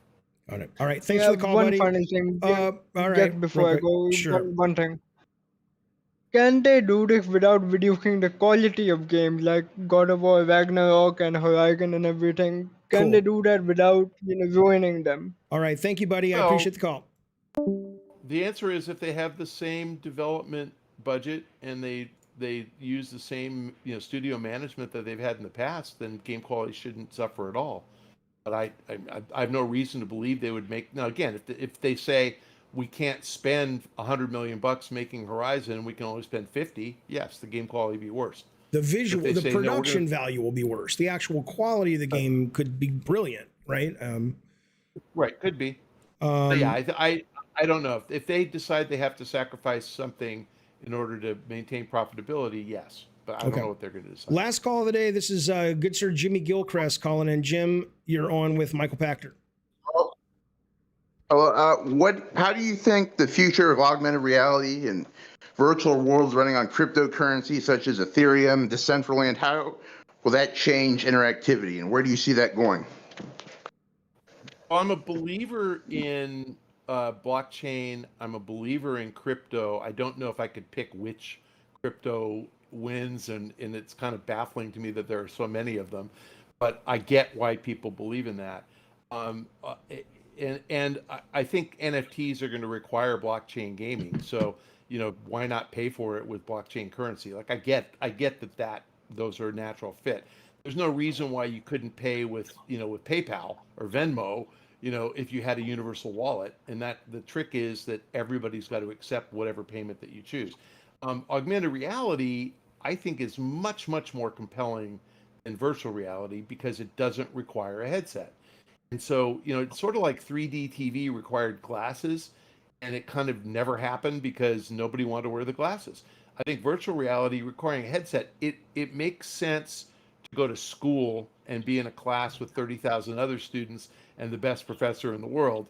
It does, and maybe go to the doctor's office. I don't think we want to, be in Ready Player One virtual world with a headset on, and AR solves that problem. And so you don't have to do anything more than play Pokemon Go on your phone, and you look at it and you go, this is really cool. And you do actually feel like you captured that little critter, and there he is. And I mean, you get it. It's like AR is so natural. I think it has much greater potential for games than VR. I think commercial applications like real estate sales, touring houses without ever leaving your own, that makes perfect sense. Or having a doctor examine you with a virtual headset and a camera, that's great. You don't have to go to the doctor's office. That's really efficient. doctors can see more patients and move people through more quickly and get more value out of it. So I think VR is going to happen, but not for gaming the way people think. AR for gaming, big deal. I think so. Crypto, blockchain happening, but watch NFTs. Cool. Thank you, Jimmy. All right. Do you think PSVR 2 is going to be relevant? My understanding is that there's still wires going on there. Just And one. I think, yeah, I had VR1, PSVR1, and I don't remember how long the wire was. Let's say 10 feet. There's 20 wires. My- Awful. Yeah, but my couch is 13 feet from where my PlayStation was. I had to actually set up a chair in order to make it work, and it just I was just not comfortable. I didn't like Right. it because they made it too hard. Any wire is too many wires, and I get why they're doing it because it's cheaper, you know. Well, and but you're it's- and the power of PlayStation 5 is driving it, whereas on MetaQuest it's the code that's inside. Right. And if they put a 30-foot wire on it, I think I could deal with it. You know, and again, it's funny because that cord costs probably 5 cents a foot. You know, so they could for an extra $1, they could put 30 feet. What and do you I'd be think happy. they But I paid? don't What do you think they've like that. invested in PSVR 2? Like, give a rough ballpark. How much money have they sunk? Shit. 300 million? I don't know. Okay. A lot. So that's an Hundreds of acquisition, millions. or that's a 3 new games, or it's weird they chose that. I guess is all I'm saying. That they're betting making a big bet on that versus more games for PS5. It spent more on Gaikai. Yeah, they did. They sure as fuck did. David Perry. David Yeah. Perry's very happy about that. Absolutely. Michael Pachter, good God, I could talk to you all day. I sure do appreciate it. Because we're out here with our nose pressed up against the glass. You're in the trenches more often than not these days compared to us, certainly compared to me. And so it's good to actually have an adult come to the kids' table and kind of give us his take on things to see how right we are. Thank you for that. And for all the time, man. I really appreciate that.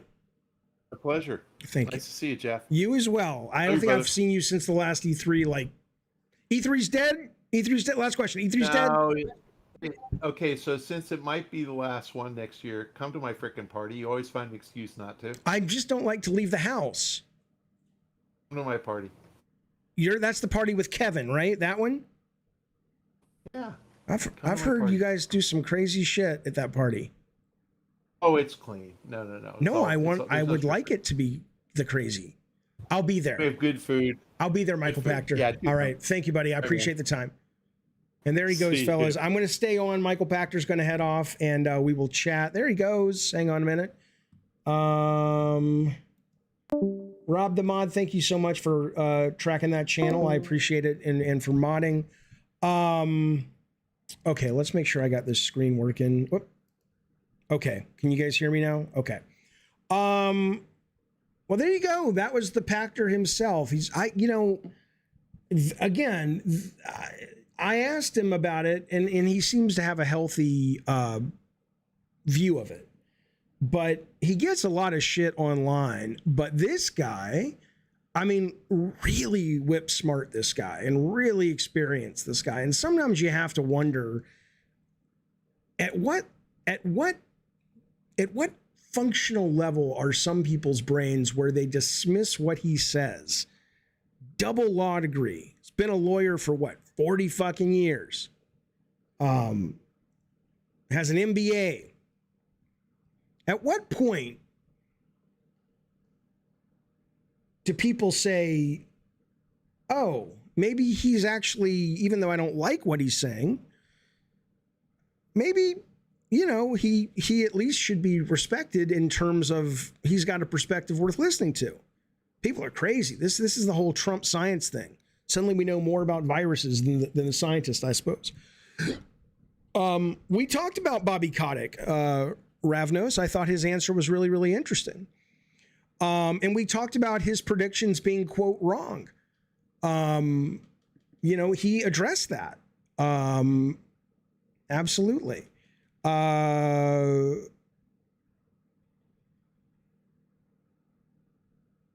I wanted to ask about him. Ravnos, what did you want to ask about? Venom Quest says street smarts versus school smarts. Gamers know their hobby firsthand. You know the hobby, right?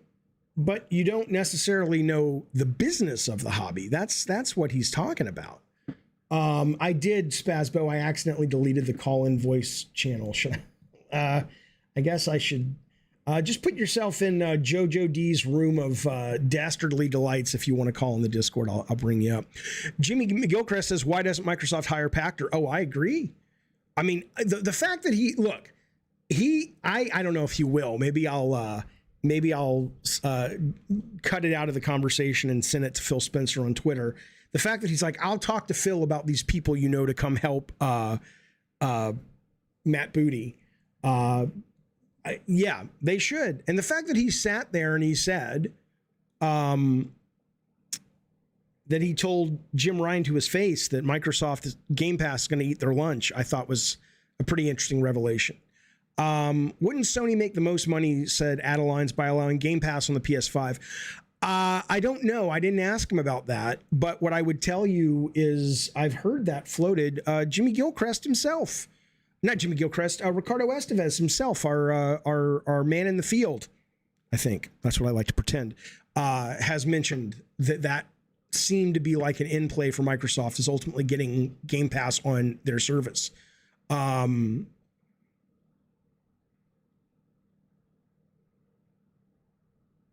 Okay, here's what I want to know. I don't know if you noticed this. This entire conversation today was sponsored by the Elitist Podcast. Now, I'm bringing this up because I want to see how smart you are. The Elitist Podcast is a trivia-based video game podcast. I've been on it a couple of times. I hope they have me back. It's a lot of fucking fun. And it really does. I win all the time because I'm really smart. But they have all kinds of different trivia questions. Okay. And so I want to prime your pump. I want to prime your pump a little bit. And in that, I'm going to give you kind of elitist style trivia question. Let's see who gets these. Here we go. Name the game that this sound is from. In fact, I'll tell you what. I'm going to make it worth your while. If someone gets, the three answers will go on a wheel. I will spin the wheel, and the winner gets a $20 PlayStation or whatever, Xbox, whatever gift card you want from a video game company. Join the Discord, and I will hit me up in a DM, and I'll give you the code. Okay. So and again, I'm looking at my live chat. So I can't help it if your internet shit and you said you typed first. I'm looking at what I did here, okay? Let me get the wheel ready, and then I'm going to play you guys some sound effects, and you tell me, does this make sense? Did I make the rules clear? Do you understand what the fuck I'm talking about? Hang on. Let me get this up for you guys. I'm not making it 60. I just came up with this. Look, this entire show is budgeted. I can't afford 60 today. If I wait, if nobody gets them right, then we'll add it to the pool. But if it's just 60, then I can't, I like to stick to my budget. That's what lets me keep doing the show. Okay, hang on. Let me get the wheel spin up. One moment.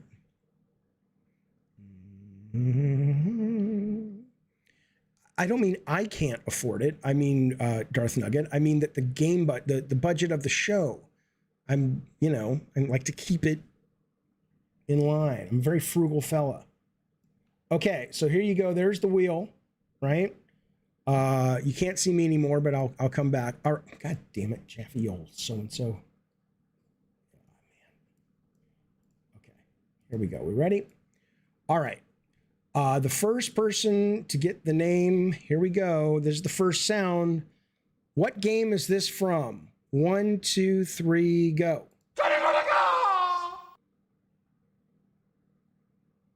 I do it one more time.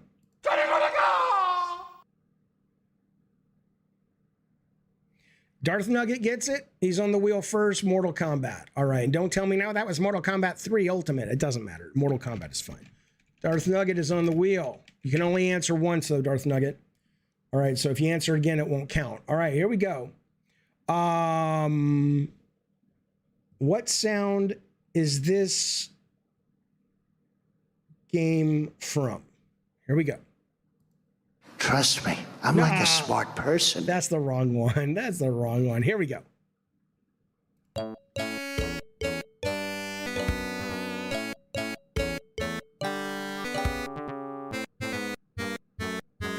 Zandatsu got it. Sonic the Hedgehog. All right, let's put him on the wheel. Hang on there. Zandatsu. All right, last one. Yeah, GTA 5. Can you imagine? Okay, here we go. It's the last one. I'll get that super chat in just a second. What game is this from?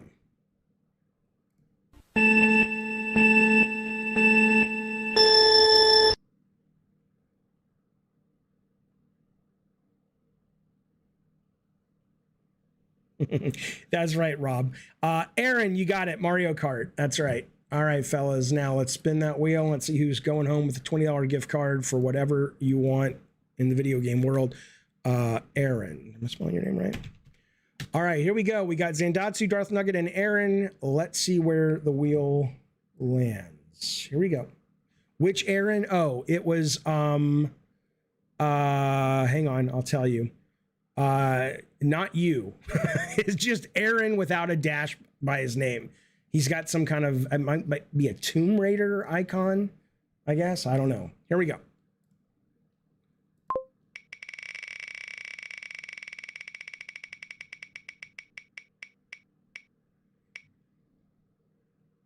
There you go. There you go. Darth Nugget wins. Darth Nugget, hit me up on the Discord. I will drop you, hit me up with a DM and I will drop you a card. Tell me where you want it. Like what PlayStation, Xbox, you know, if you want me to send it to Joe Biden's campaign, I'll do that because I know, you know. Fellas, that has been the interview of Gabbin' and Games today. I sure do. Whoops, hang on. I appreciate you spending some time with me. I appreciate you being respectful. Oh, wait, I got a super chat. Sorry, I got to get these super chats, which I appreciate, and bring that back up. This is from Vitaphone. Thank you, buddy. He says, everyone knows the saying a broken clock is right twice a day. It goes the other way as well. Even a Rolex is off by 2 seconds a day. Pac is right way more often than he's wrong. It's his job, but it's easy to call out misses. I agree with that. I absolutely agree with that. Because, I mean, again, can you name the video game financial analyst at other companies? I mean, PACHTER goes out there. He's very public, whether it's being on, CNBC or whether it's going, to Forbes or whatever. And so you hear more about his misses. But look, you don't stay in a job at fucking Webush for the amount of time he has and you're not of value. I mean, even if you don't like what he's saying. And I can respect that. A lot of people don't like the way the future of video games is being painted by a lot of people who seem to be in the know. And I certainly think PACHTER's in the know. But you can not like it, but to out and out call him a liar or say he's wrong when he's offering you facts and data to back up his claims doesn't mean he's right. But to act like he's just, throw him out with the trash because he offers nothing, that's ridiculous. That's ridiculous.